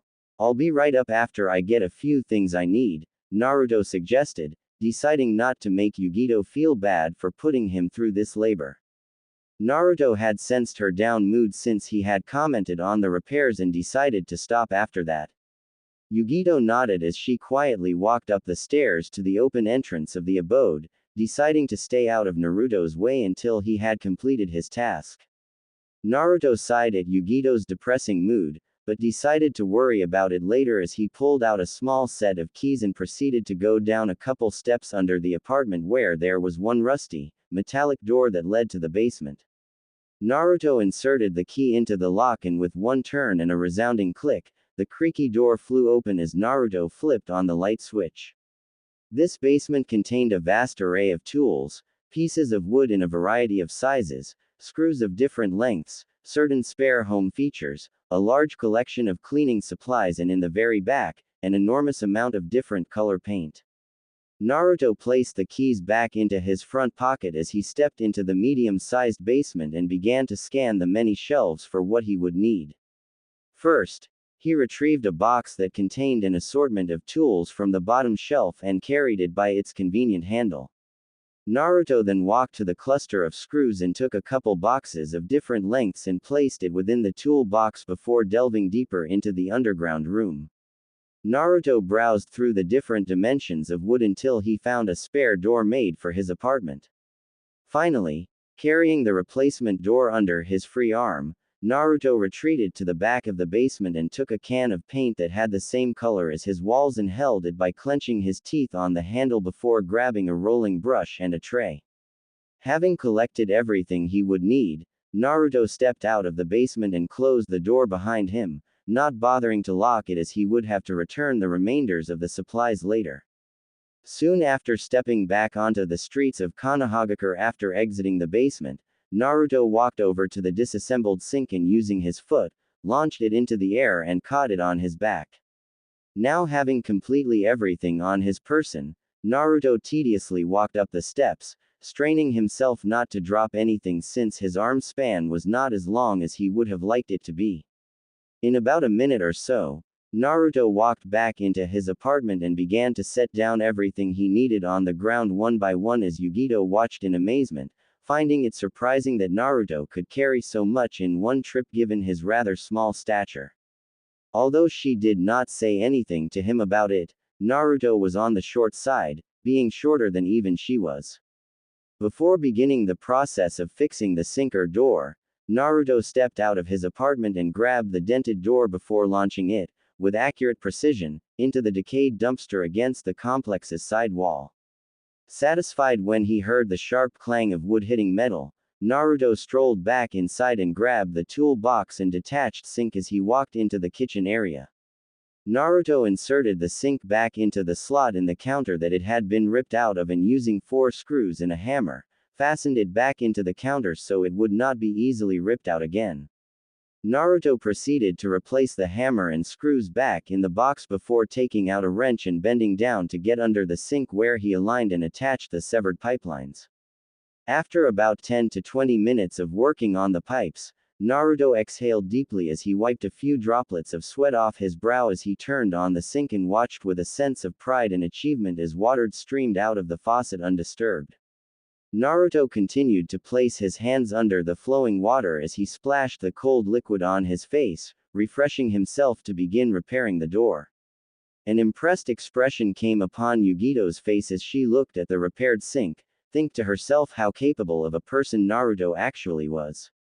Naruto, after rejuvenating himself with the cool tap water, returned to his work, replacing the wrench in the tool box before carrying it back to the other supplies. Leaving the tool box open, Naruto took the spare door and with some difficulty and a couple minutes, managed to place it perfectly within the opening and using a screwdriver, a hammer and a couple screws, fastened the hinges to the door. Naruto tested the door by opening and closing it repeatedly. Seeing that the door had been properly situated, Naruto strode to the kitchen, grabbed a large roll of paper towels and began to cover the ground near the door with it so that the few droplet of paint that would drip to the ground would not hit the wooden floor. Having prepared everything, Naruto finally decided that he should begin painting as he popped of the lid and began to pour the thick liquid into the tin tray. The blonde handyman followed to dab his brush into the dye before he began to coat the door. This paint would only require one layer, which was good as Naruto did not have the patience to repeat it several times. The entire procedure only took a couple minutes, but, thankfully, by the time it was completed, the door matched the color of the walls and was fully functional. Naruto had finished packing up all the tools and leftover paint and was carrying them downstairs as Yugito was once again left in awe at how Naruto had managed to make all the repairs on his own. I guess when you live alone, you have to know how to do these type of things. Seeing how the villagers treat him, he wouldn't be able to get help even if he wanted it, but he wouldn't have had to do it if I hadn't overreacted in the first place, Yugito thought as her mood once again deteriorated and she felt like a burden to her kind host. Arriving back at his apartment, after replacing the supplies back in the basement, Naruto closed the door, careful not to get paint on him, before turning around to feel more than notice Yugito's brooding. Is something wrong, Yugito? Naruto questioned worriedly. Yugito had been energetic and happy for pretty much the entire time he had met her, so seeing her like this was worrisome. I'm just a burden to you, aren't I? Yugito said in a depressed tone, her eyes taking a darker tone as she refused to look Naruto in the eye. This also kept her from seeing the expression of sheer confusion that manifested on Naruto's face. Burden. What the hell gave you that idea? Naruto demanded more than asked for an answer, finding the reason for Yugito's sadness to be infuriating. Yugito was probably Naruto's closest friend despite only knowing her for 2 days and he had never been this happy before. How could somebody that made him this happy be a burden to him? It's my fault you had to fix the door and the sink. If I hadn't overreacted, you wouldn't have had to waste your energy at all. Me being here is just causing problems for you. Yugito commented, looking Naruto straight in the eye before finishing and instantly looking away, not feeling like she could look Naruto in the eye any more than she already had. Naruto sighed in disbelief. Was that really all there was to it? Did she think a broken sink and door was a big deal? Naruto never really socialized with girls as they did their best to avoid him, but were they really this emotional about absolutely everything? Geez, and I thought I was the stupid one. Naruto began Yugito looking up as she was wondering where Naruto was going with this, only to see a bright smile on his face that seemed to spontaneously fill her with warmth and encouragement. You being here isn't causing problems from me. You being here is making me happier than I have ever been my entire life. Naruto told sincerely, despite how antisocial that made himself sound. Naruto was rather blunt with his way of speaking, rarely ever beating around the bush. A deep blush appeared on Yugito's cheeks as Naruto told her how important she was in his life. Her insecure feeling of remaining in Naruto's abode seemed to have been washed away as a small smile appeared on her face. "Thank you, Naruto. Anytime," was Naruto's response, waving off Yugito's thank you as he didn't do anything special other than stating what was obvious to him. Naruto gave a moment's pause before continuing, "It doesn't get dark for a couple more hours, so where do you want to go?" Yugito looked outside to see that Naruto was in fact correct. They had woken up rather early, ate at Ichiraku Ramen for a good hour before Naruto made the repairs in about 2 hours. They still had a lot of time left, the question was how they would spend it. Yugito thought about it for a good couple minutes since it seemed Naruto didn't have anywhere special in mind, and she finally came up with her answer upon looking down at her worn-out clothes. She had been on the road an extremely long time, so it was guaranteed that her clothes would get worn down. "Can we go shopping for some new clothes?" Yugito inquired innocently, watching Naruto flinch ever so slightly in surprise before looking at her like a deer stuck in the headlights. "Is something wrong?" Yugito asked worriedly, putting a hand on Naruto's arm, only to be given no response. Naruto's mind was trapped at the idea of going clothes shopping with Yugito. Although Naruto may not have had the experience directly, he had seen many males dragged to the clothing stores by women, and Naruto wouldn't see them again for a couple hours. Naruto learned that day that there was a difference between how males shop and how females shop. Males walked into a store, scanned it for something they wanted to buy, found what they were looking for in little to no time, bought it and left.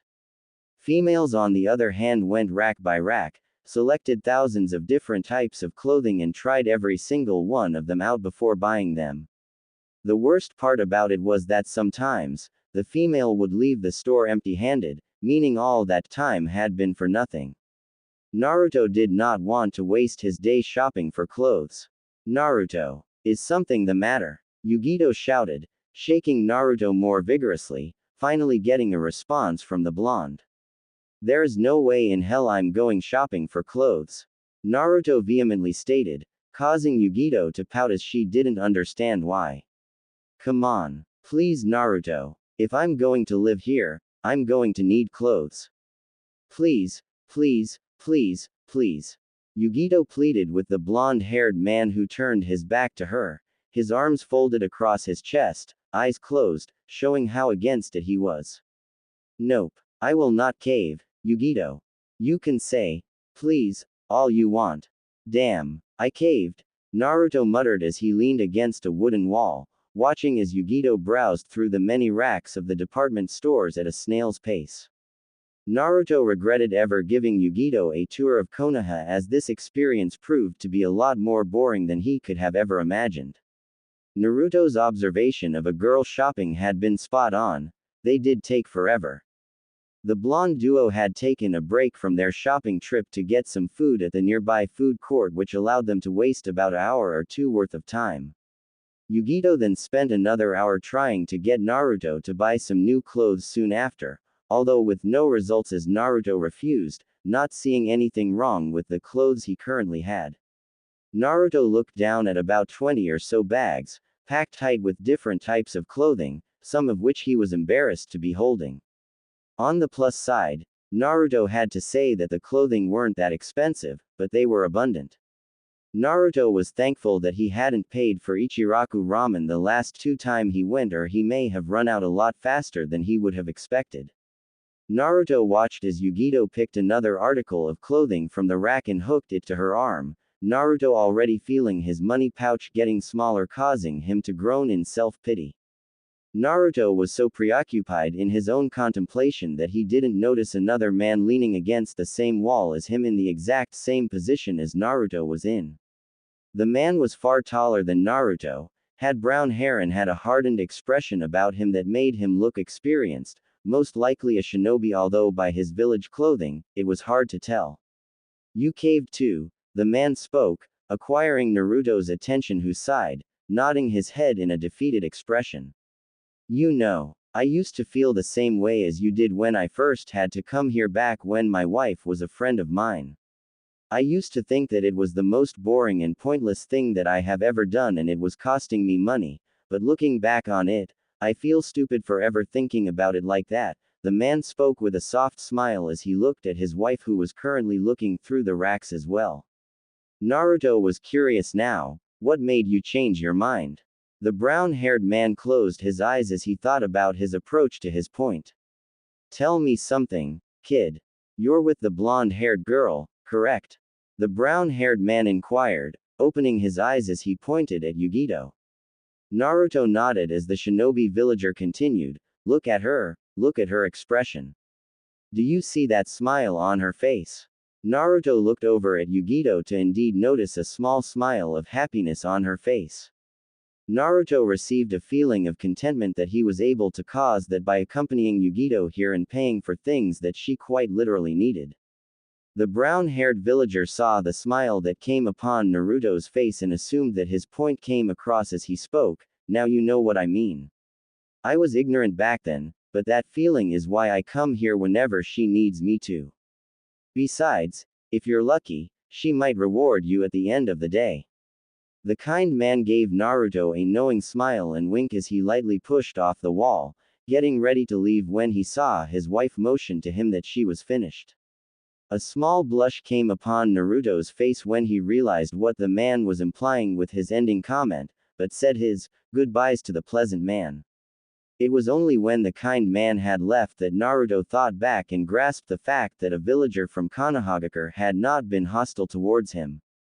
This feeling was new to the blonde-haired boy since at times it seemed that the entirety of Konoha hated him for no apparent reason, except for a select few individuals. Maybe there are a lot of nice villagers and I just haven't met them yet, or maybe that guy was a retired shinobi. The shinobi have always been a lot more nicer to me than the villagers, Naruto thought to himself as he shrugged, deciding to just drop the thought and be happy that he managed to hold a pleasant conversation with someone. When Naruto finally snapped out of this contemplation, he suddenly became aware of Yugito calling his name repetitively, Naruto. Naruto. I'm done. It took a moment for Naruto to process those few relieving words, but Naruto felt kinda conflicted after his talk with the brown-haired man. Naruto was bored out of his mind, but at the same time, the feeling of contentment that he got from seeing Yugito's smile was nice as well. Are you sure? There's no need to rush if you don't have everything, but if you're done. Naruto trailed off, a curious expression coming upon Yugito's face as she wondered what could have created this change of behavior towards his idea of shopping. I'm positive. I have everything I wanted and besides, it'll get dark soon, Yugito pointed out, Naruto looking outside through the glass doors of the entrance to see that the sun had indeed begun to set. Naruto nodded, seeing that Yugito was sure of her decision, proceeding to the cashier where Yugito's items were quickly scanned and Naruto handed the kind lady the money that was required. Naruto took the bags from the counter to add to the collection he was already carrying and continued to walk out of the department store with Yugito. Naruto looked both ways of the street, determining the fastest route to his apartment before he was unexpectedly given a hug by Yugito. The blush on his cheeks and the feeling of surprise he experienced only increased tenfold when Yugito planted a small kiss on his cheek. That was for keeping me company here even though you didn't want to. Thank you, Yugito thanked the blonde-haired boy, hiding her own blush from kissing him. Naruto also attempted to hide his own blush and waved off her thank you, saying that it was no big deal. Yugito smiled at Naruto's modesty as she followed him to his apartment.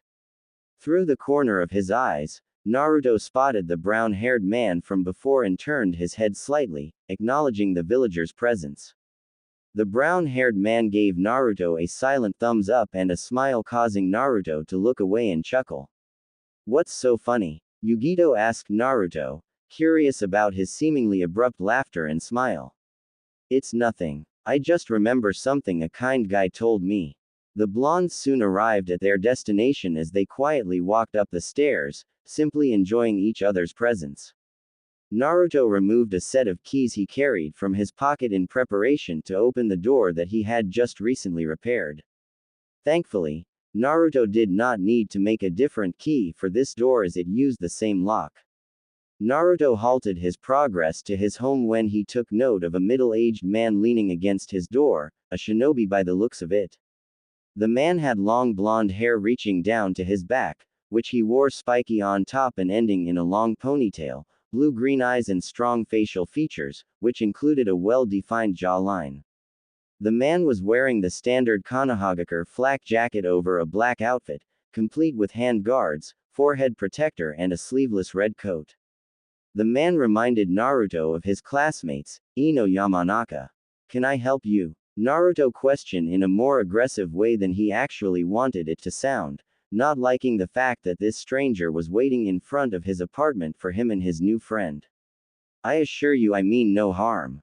My name is Inoichi Yamanaka and I was sent here by Hokage-sama to interview Yugito ni." Inoichi introduced himself with a small formal bow, causing Naruto to relax as he remembered Ji-chan mentioning this interview. "Nice to meet you, Yamanaka-san. My name is Naruto Uzumaki." Naruto greeted the man, extending his hand towards the Yamanaka head who shook it firmly. "I am well aware. You are infamous among the shinobi ranks due to your consistent shenanigans," Inoichi remarked, although there was one other more prominent reason for Naruto's fame.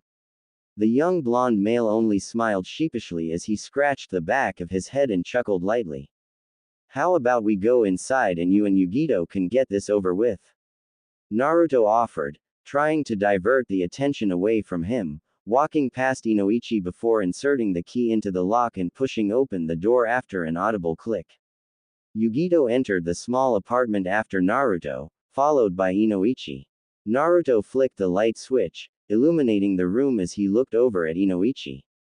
The blonde man was here to interview Yugito, so Naruto was just spectating, waiting for this whole thing to be over so that he could spend more time with Yugito.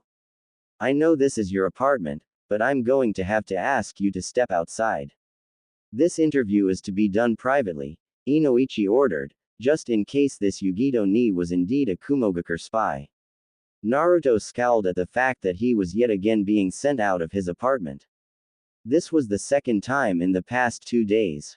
Naruto sighed, bowing his head in defeat as he made his way to the door. It was just an interview. How long could asking a couple questions take? Inoichi watched as the door of the apartment closed before he retrieved a clipboard from inside his flak jacket and a pen from one of his pockets. Inoichi took a seat in one of the spare chairs in the square room while Yugito took a seat on the bed. Inoichi clicked his pen and jotted her name at the top of the form as he cleared his throat. "I am going to begin by asking you for some basic information.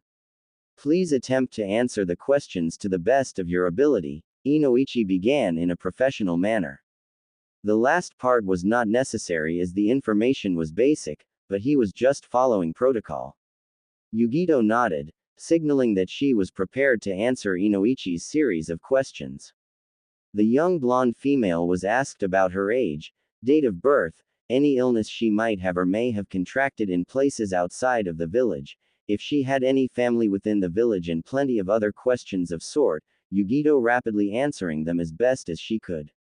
Upon the completion of the form, Inoichi clicked his pen and set it and the clipboard off to the side. "We are making outstanding process. There is just one final check-up to this process. I trust that you have not been untruthful, but my superiors demand that I use a jutsu to check if you have lied on any of the questions I've asked you.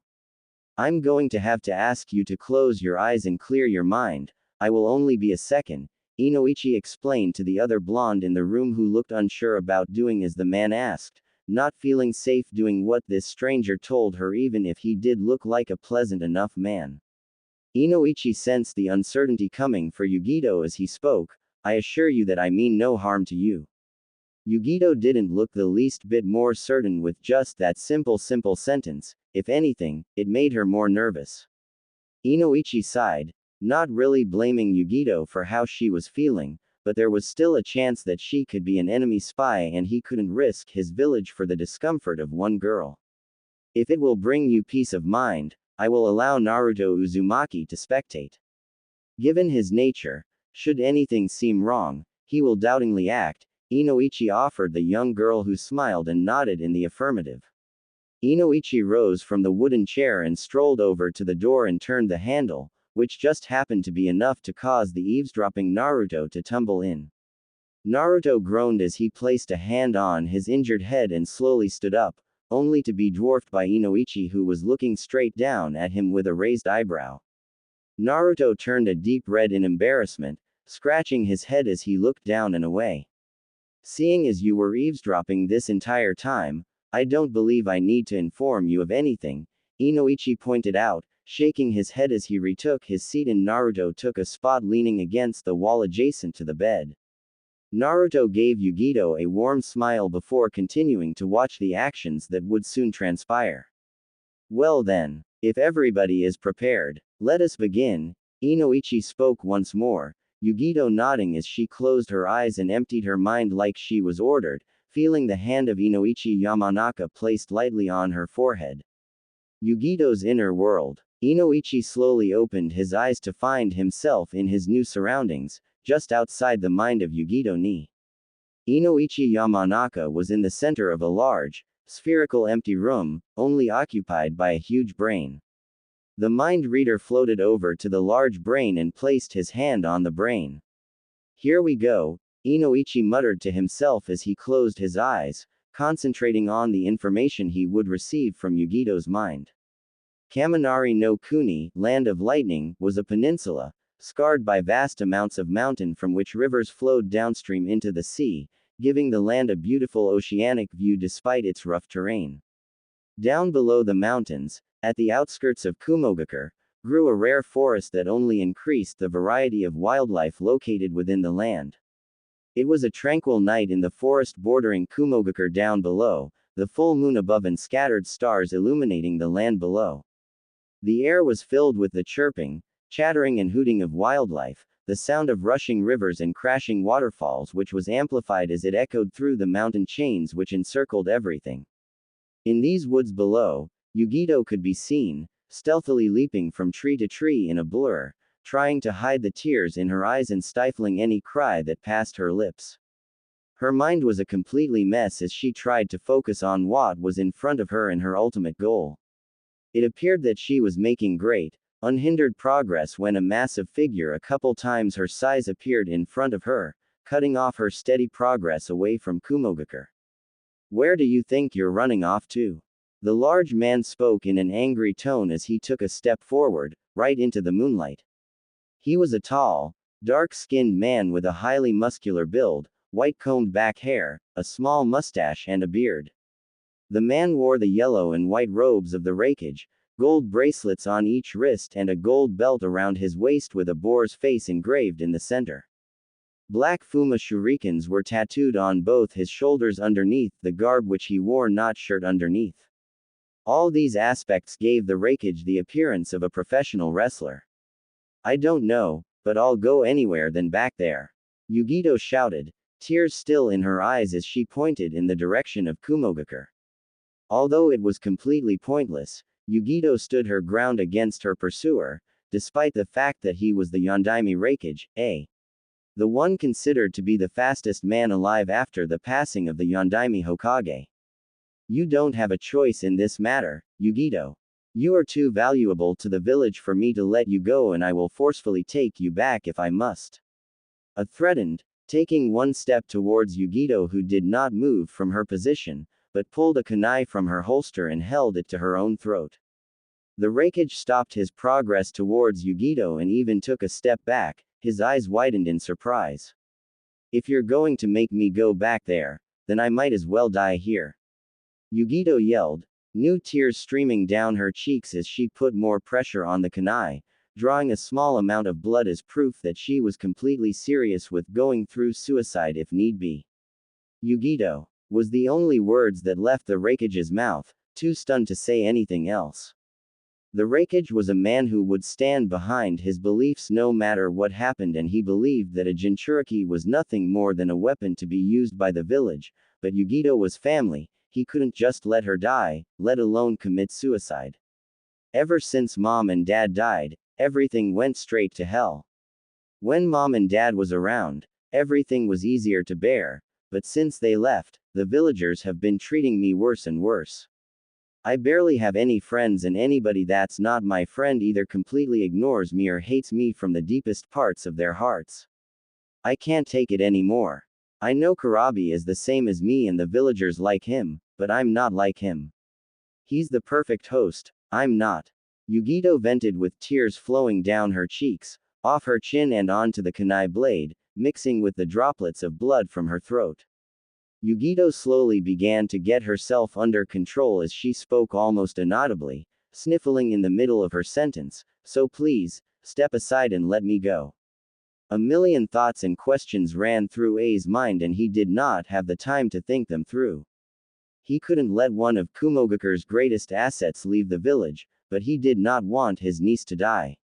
On one hand, he couldn't let one of Kumogakure's greatest assets in the making leave the village, but he also did not wish to have somebody so close to him die so suddenly. I had always hoped to be there to watch Yugito become a proud kunoichi and possibly even settle down with somebody and have a family.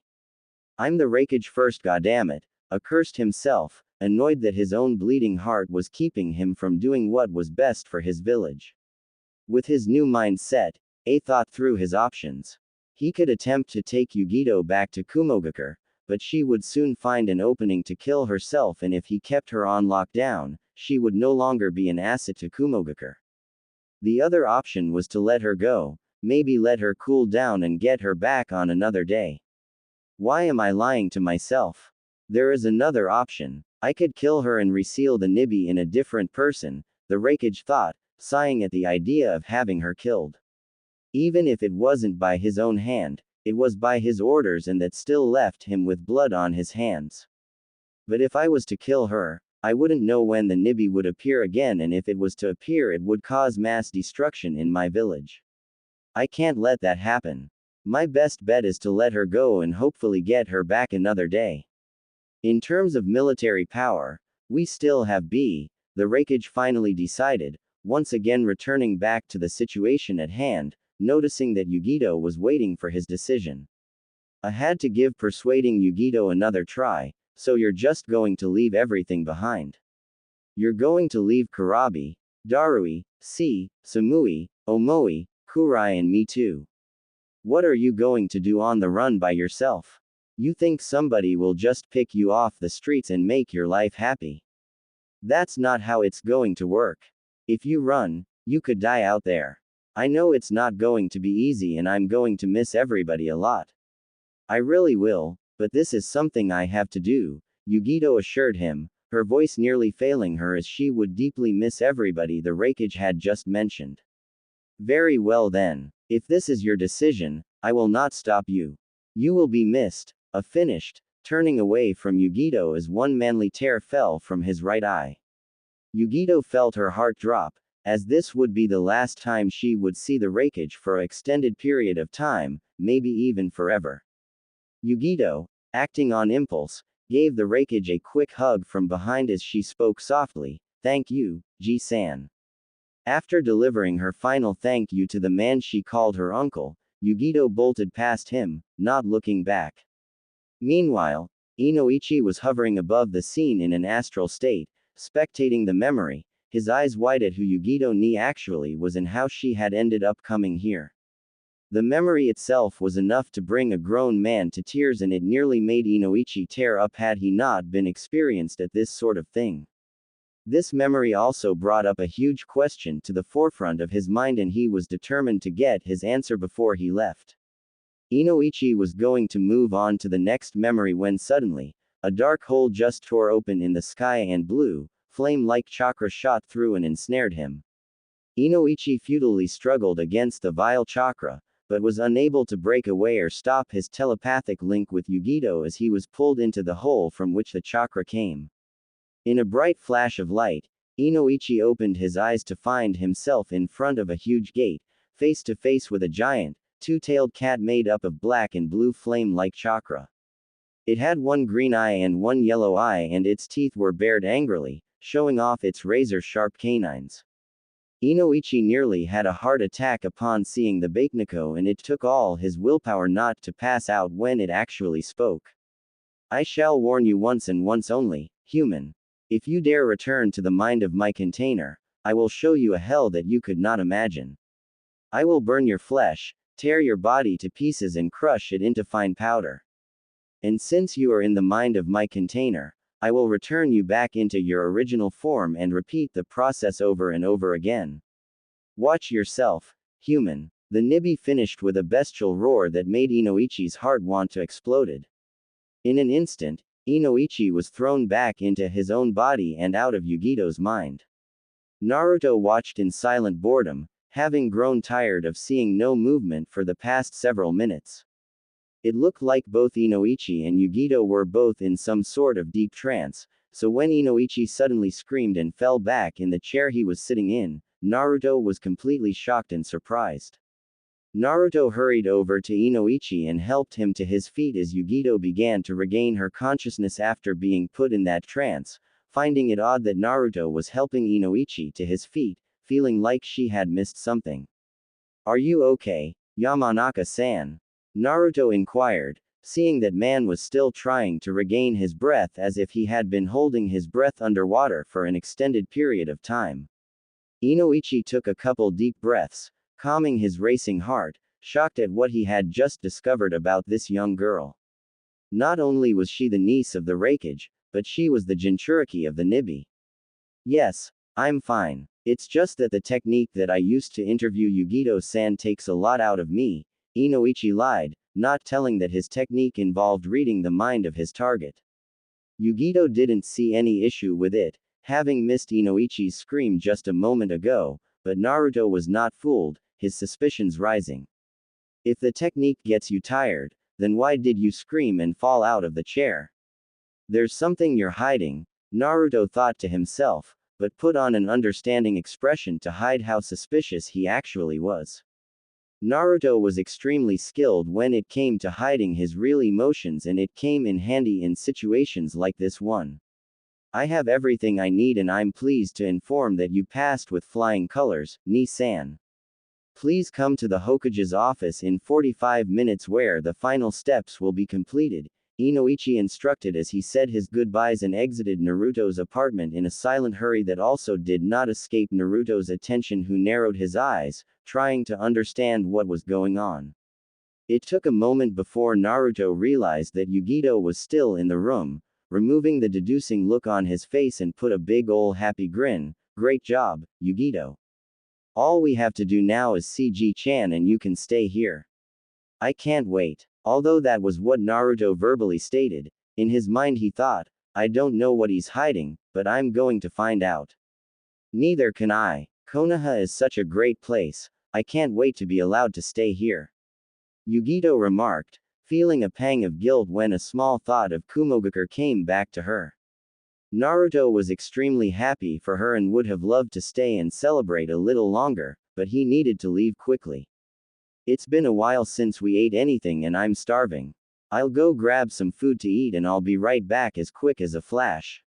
Naruto rushed, waving a quick goodbye and darting out of the apartment before Yugito could argue that she wanted to come too. Yugito sighed at Naruto's rambunctious disposition and laid down on Naruto's bed, deciding to wait for her spontaneous friend. Naruto was hopping from rooftop to rooftop, building more and more speed as he rocketed towards the Hokage residence. Inoichi was just barely visible in the distance as he was also moving at high speed as if he had found some urgent information. That speed that Inoichi was moving at only heightened Naruto's interest as he continued his pursuit. Inoichi, in his single-minded thought of delivering his intel, Inoichi did not notice Naruto tailing him, which was a rookie mistake for someone of Inoichi's caliber. Naruto, using his heightened senses, watched as Inoichi entered the Hokage residence. Knowing that he would be discovered if he got too close, Naruto hid in a fast food restaurant just far away enough for him to be able to hear the goings within the Hokage's office. Naruto never paid attention to his heightened senses much, but at the moment, he was thankful that he was gifted with the perceptive senses. Hokage-sama, Inoichi called loudly as he came bursting through the door without knocking as he normally would, immediately falling to one knee and bowing his head in a sign of respect. This sudden entrance piqued the elderly Hokage's interests at what Inoichi had to say that was so urgent. What is it, Inoichi? The Hokage inquired calmly, despite the fact that he was actually very curious rather than indifferent. Hiruzen was well aware that Inoichi had been interviewing Yugito, and since Yugito wasn't with him, the old Hokage was almost certain that Yugito was not an enemy spy. So the question was, what else could have come up? I apologize for the disturbance, Hokage-sama, but there is something urgent you must know about the newcomer, Yugito ni. Inoichi began with an apology before continuing with the main point of his arrival, but was then stopped by the firm, raised hand of the elderly shinobi. Before you continue, Inoichi, if it truly is as important as you are making it sound, please, make sure that there is nobody eavesdropping, the Hokage ordered of Inoichi politely as he dismissed his Anbu personal guard with a flick of the wrist. Inoichi nodded dutifully as he made one hand seal and closed his eyes, scanning the area around the office for anyone nearby while also checking for any hidden chakra signals or chakra signals that hinted the use of a jutsu. Inoichi, however, did not find such chakra signatures and gave a firm nod to the Hokage, showing that they were safe to speak without being overheard. The Sandaime Hokage understood the gesture before motioning for Inoichi to continue. Obeying the order, Inoichi spoke, Yugito ni is not just any ordinary citizen from Kumogakure. In fact, she is the niece of the current Raikage. Inoichi paused as he gave the Hokage time to digest the information being fed to him while also regaining his own composure, feeling as if he nearly degraded himself into a gossiping school girl rather than an intelligence shinobi. Meanwhile, the Hokage was in complete and absolute shock at hearing this. It was not rare for somebody to come to Konohagakure to settle down, but they were usually just another common person. So then, why in the world would the niece of the Yondaime Raikage come to Konohagakure if she was not a spy? Wanting to know more, the Raikage saved his question and gestured for Inoichi to proceed. But that is not the most important piece of information that I have derived, Hokage-sama. Yugito ni is also the Jinchuriki of the Nibi. Inoichi exclaimed in a whisper, watching as the eyes of Hiruzen Sarutobi widened to lengths that they have never opened up to before. This was completely unexpected, and this only made Hiruzen more curious about how Yugito managed to get away. Was Kumogakure incompetent? This surely won't sit well with the Raikage, the Hokage commented with an anxious feeling building within him. It was worse enough that Yugito ni was the niece of the current Raikage, but to also be a Jinchuriki made the situation that much more worse and complicated. The Hokage knew that the Raikage would not start a war with Konohagakure in order to obtain just one person, but they could send a couple shinobi in a rescue attempt or possibly demand back what was theirs first.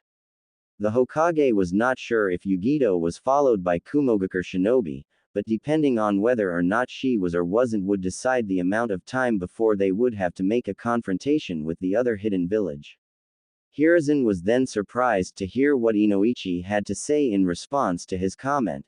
That is what I would have believed as well, Hokage-sama, but while I was looking through her mind, I came across the memory of the night she left Kumogakure. Inoichi began, setting up the stage for the rest, taking a brief pause before continuing. Like all Jinchuriki, she was treated horribly in her village to the point where she would rather commit suicide rather than return to her village.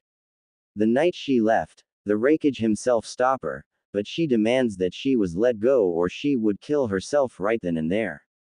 The Raikage looked conflicted but had a soft spot for his niece like we all would and allowed her to leave. This concludes my report. The Hokage remained silent after Inoichi's report, think over what he should do from this point on. Konohagakure now had 2 of the 9 Biju, but would the Raikage sit well knowing this? The relationships between Konoha and Kumo were strained as they were, and this could only degrade those ties even further. Much was unknown at this point, but the Hokage decided to set it aside for later contemplation. Although the situation is complicated, we will allow Yugito citizenship and deal with Kumogakure when the day comes. I will take precautionary measures for the time being. Thank you for all your work, Inoichi, and I expect to see a full report of your findings hand delivered to me soon. Also, All that has been learned about Yugito ni as of today is to be labeled an S-rank secret and not be shared with anyone unless given my direct approval. Are we understood? Hiruzen finished the night's discussion as Inoichi nodded in the affirmative, understanding the importance of the intelligence as he was dismissed by the Hokage, leaving the clipboard with Yugito's basic information written on the elderly man's desk just before exiting the office.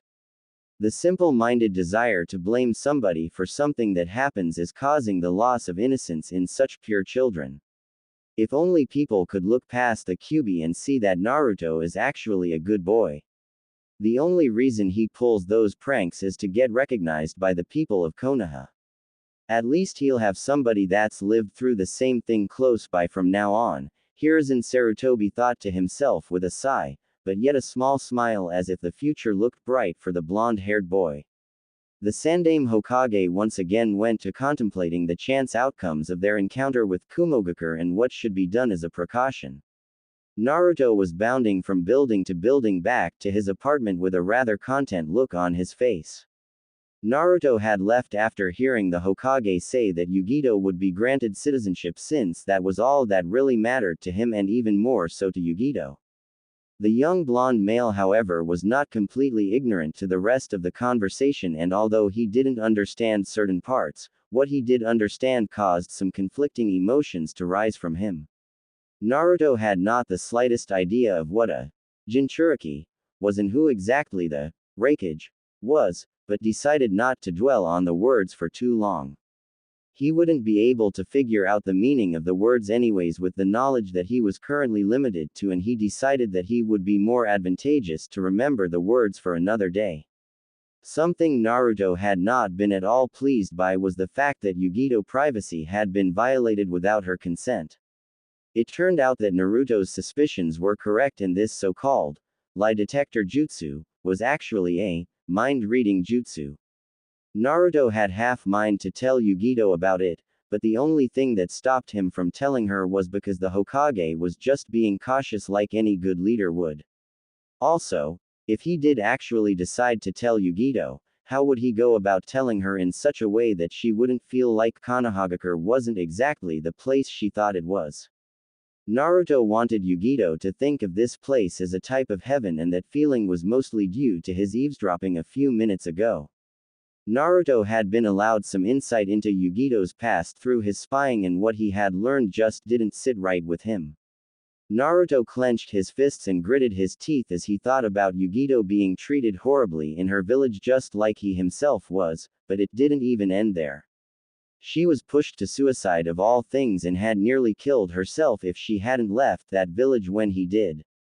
The thought of Yugito taking her life just because she was being bullied by her village left him sick and momentarily hating the people that accused her, and to a certain extent, those that treated him the same way.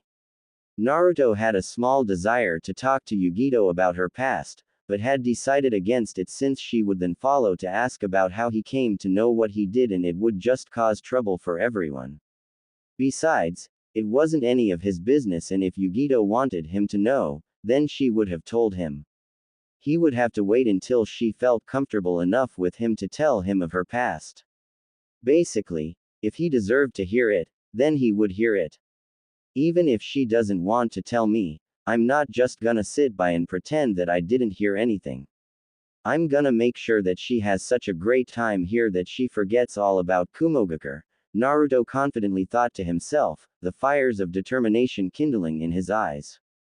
Naruto's eyes wandered down to the plain white plastic bag that he was carrying in his right hand, which contained the food that he had purchased from the store he had used to eavesdrop.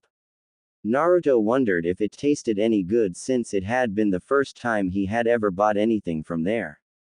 Naruto couldn't even remember the name of the restaurant. There were only two small, white, foam containers, so Naruto knew that it wasn't going to be as filling as he had hoped, but if it tasted any good, then it probably would matter about the quantity. Quality over quantity, as some people would say.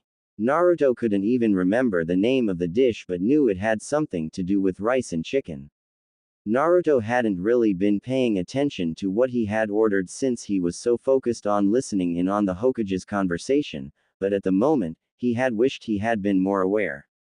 Then again, He didn't have much money left on him anyways, so he did do the best he could with what little he had left. It doesn't matter if I don't like it, I just hope Yugito does, Naruto quietly murmured to himself with a sigh as he increased his speed, realizing that he had unintentionally kept Yugito waiting a lot longer than he should have. Yugito, who had been patiently waiting for Naruto to return with their dinner, was now pacing in circles in the small apartment, silently wondering what was taking him so long to return. Could it be possible that he got into some sort of trouble along the way?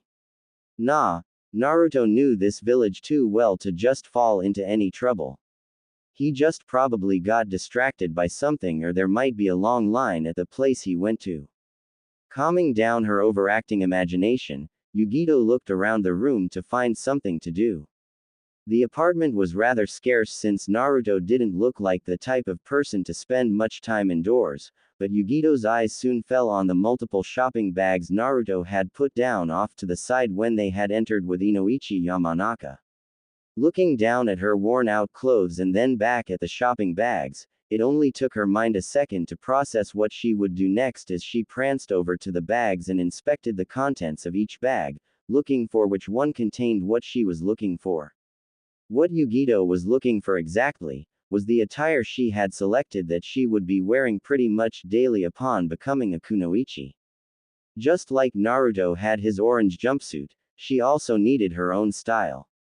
Finding the bag she required to make her new shinobi attire possible, Yugito retreated into the bathroom to get training and see how it looked on her, although she had tried it on once before in the changing room. She hadn't shown Naruto yet in hopes of surprising him later on. This was her chance. Yugito quickly began undressing herself, eager to try on her new clothing. Hastily pulling her old shirt off her body, Yugito reached down and dropped both her pants and panty in one swift movement. Now completely bare, Yugito rummaged through the shopping bag till she removed a black short-sleeved undershirt and a sleeveless, light purple zip-up over shirt. Along with the upper part of her attire, Yugito retrieved a pair of standard shinobi pants, preferring the pants over a kunoichi skirt or shinobi shorts. Yugito also followed to fetch out a plain black bra and black panties that would be worn under. Yugito pulled on her panties and slipped into her bra before stepping into the black shinobi pants. Yugito then picked up the black shirt and threw it on, before putting on the sleeveless overshirt, zipping it all way up.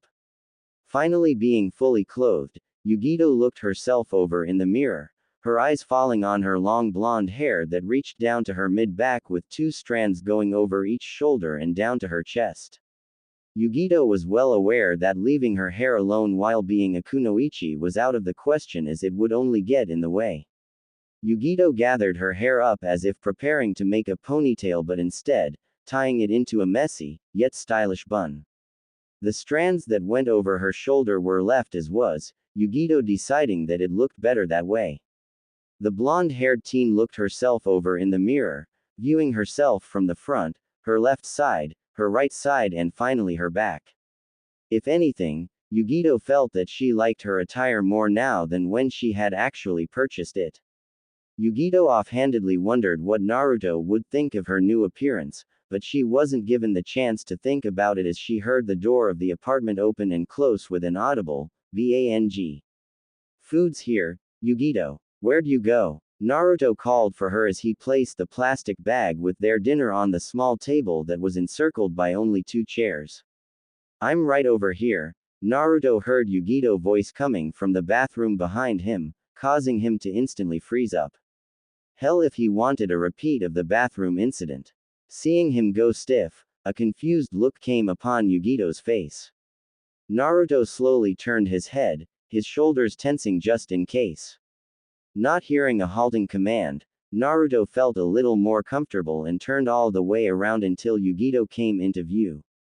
Naruto's eyes widened at Yugito's appearance as a light blush stained his cheeks.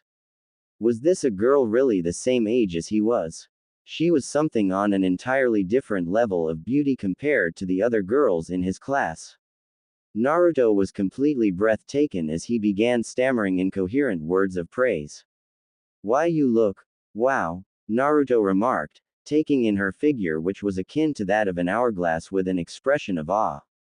Yugito blushed at his expression, giggling a little as she held her hands behind her back, feeling a little bit shy. So, what did you get us?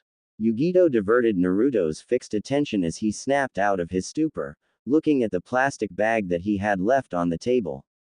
It's not ramen. I'll tell you that, Naruto responded, realizing that Yugito had eaten pretty much nothing but ramen since it was his favorite thing to eat. He had hardly given it a thought of whether or not Ichiraku ramen had been to her liking.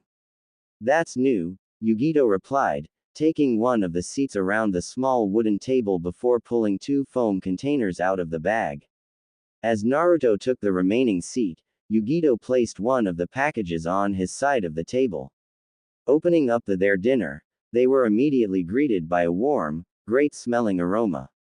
The fragrance caused a deep rumbling noise to sound from both of the blondes' stomachs as they took the complimentary chopsticks and called out in unison, "Itadakimasu." Putting in the first chopstick full of the rice and chicken, Naruto realized that it tasted unexpectedly great, but was more worried if the food was to Yugito's liking. Naruto knew his answer when he saw Yugito's eyes glitter in childlike happiness and satisfaction as the speed in which she was eating instantly increased. Naruto smiled as he too began eating at an accelerated rate, not wanting to be left behind. The meal itself wasn't exceptionally filling as it was not in the same quantity as any of their previous meals, but it was enough to get them through the rest of the night till they went to sleep. Besides, they had eaten a big breakfast and a relatively large lunch. Naruto decided to clean up, which wasn't all too difficult as he discarded the foam boxes in the garbage bin. Yugito, meanwhile, looked outside and seemed to go through some small mental calculations. Isn't it about time we met the Hokage? Yugito inquired of Naruto, who also thought about it for a moment. It should have been about 45 minutes since Inoichi had left. Naruto had taken a little longer than suspected to return to the apartment, and they did take some time eating their dinner, so it should be time to leave.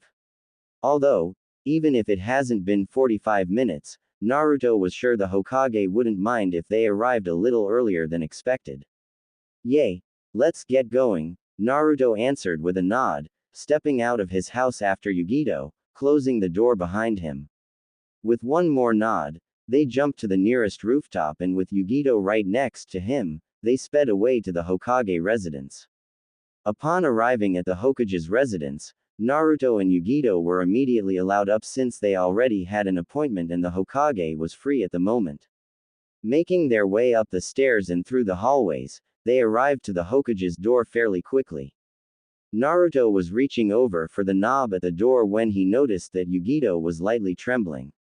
Naruto slowly moved his hand away from the knob and placed it on her shoulder, grabbing her attention.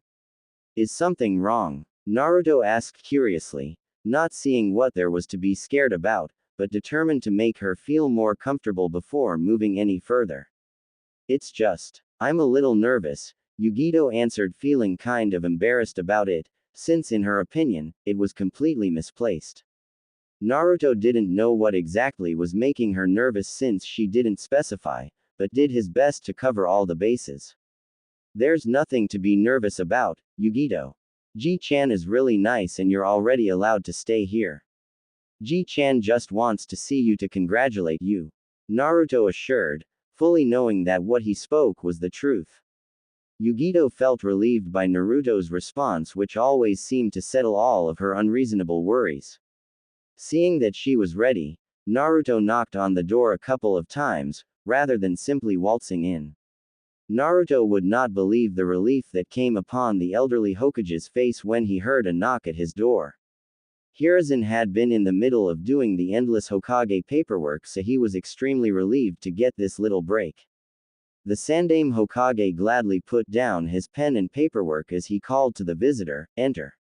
As expected by the Hokage, Naruto and Yugito stepped into the room, greeting the elderly man.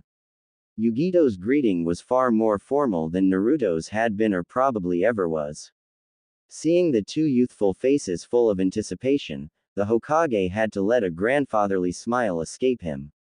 Naruto let a small smile appear on his face, enjoying the familiar warmth that came from the Hokage while Yugito was completely new to the feeling. I'm sure you two don't want to spend too much time here, so how about we finish up quickly since this is merely a formality. Hiruzen began seeing an increasingly larger smile appear on Yugito's face when she heard the word formality, while Naruto was trying to decipher what the word meant. Congratulations, Yugito ni. As of today you have been realized as a citizen of Konohagakure.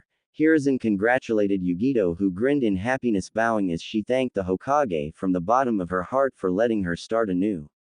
Naruto, who was right beside Yugito, jumped high into the air, pumping his fist in the air in celebration. But there is, however, one last thing that we have to go over before you two can leave. Hiruzen continued with the meeting, Naruto moving to the back of the room and laying against the wall.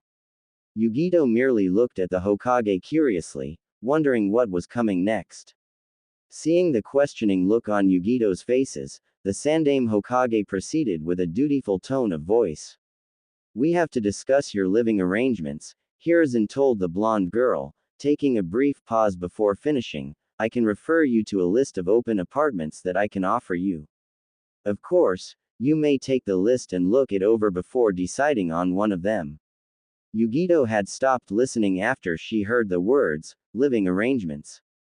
Not once had the thought of moving into an apartment ever crossed her mind. Since she had woken up in Konohagakure, there had always been Naruto. A young boy so energetic and childish, yet calm and mature, and yet knew how to make her feel safe and happy. Having been with Naruto this long, even if it was a couple days, gave her a feeling of belonging in Naruto's small, cozy apartment. Yugito looked at the list of addresses on the Hokage's desk and back at Naruto, who looking down and away. Yugito didn't want to be separated from Naruto since she felt so comfortable, but she didn't want to impose on his generosity. Yugito was extremely conflicted and had no idea what to do or say at the moment, and it showed on her face. Hiruzen's eyes narrowed as he began to take apart the situation in front of him. Naruto looked up, having avoided eye contact with Yugito, and was now looking at the unsure expression on her face. Despite not being very knowledgeable on the things that most people his age knew, Naruto was very good at deciphering the thoughts and emotions of other people in certain situations. This skill was obviously a lot more handy, but Naruto was not sure when he had even begun to develop this skill. He had gotten increasingly better at doing so with time, to the point where he did it without thinking. Deciding that it was time to act, Naruto pushed himself off the wall and put on a smirk as he interrupted, "That won't be necessary, Ji-chan, since Yugito's going to be staying with me." The Hokage raised an eyebrow at Naruto's interjection, while Yugito blushed at how embarrassing Naruto's claim sounded. That is, Naruto paused, Yugito looking up and making eye contact with Naruto as he finished, "If she wants to stay." Yugito actually felt her heart flutter within her chest as she smiled at Naruto. "I'd like that very much," Yugito responded, Naruto giving a close-eyed grin as he placed both his hands on the back of his head, feeling rather relaxed at the moment. The Hokage eyed the two blondes with a smile that was hidden by his hands. The Hokage felt like he had watched Naruto mature right before his eyes. Yugito was something not completely unexpected but not at all unwanted. Hopefully she would continue to be a positive influence on him. Makes you wonder how much he'll change, Hiruzen mused to himself. The elderly man cleared his thought audibly, getting the attention of the two blondes. "Although I don't want to interrupt your celebration, there are two things that I must inform you of," the god of shinobi explained, Yugito nodding in understanding while Naruto lightly sighed at his moment dying as he went to lay on the wall again. "The first thing I need to talk to you about is extremely important since you came to this village alone. Since you have no means of an income, I will be supplying you with an allowance like I do with Naruto. You will continue be given so weekly, and it will end once you become a shinobi and are paid through your missions," the elucidated. Yugito was rather happy as she thanked the elderly Hokage. Now she wouldn't have to solely look to Naruto when it came to money. "And the last thing?" Naruto probed, not knowing what else the Hokage would need to discuss. That was the only benefit Naruto was pretty much given that was of any real importance. Your first day at the academy is tomorrow, so make sure to wake up 7 o'clock sharp and immediately go to the main office.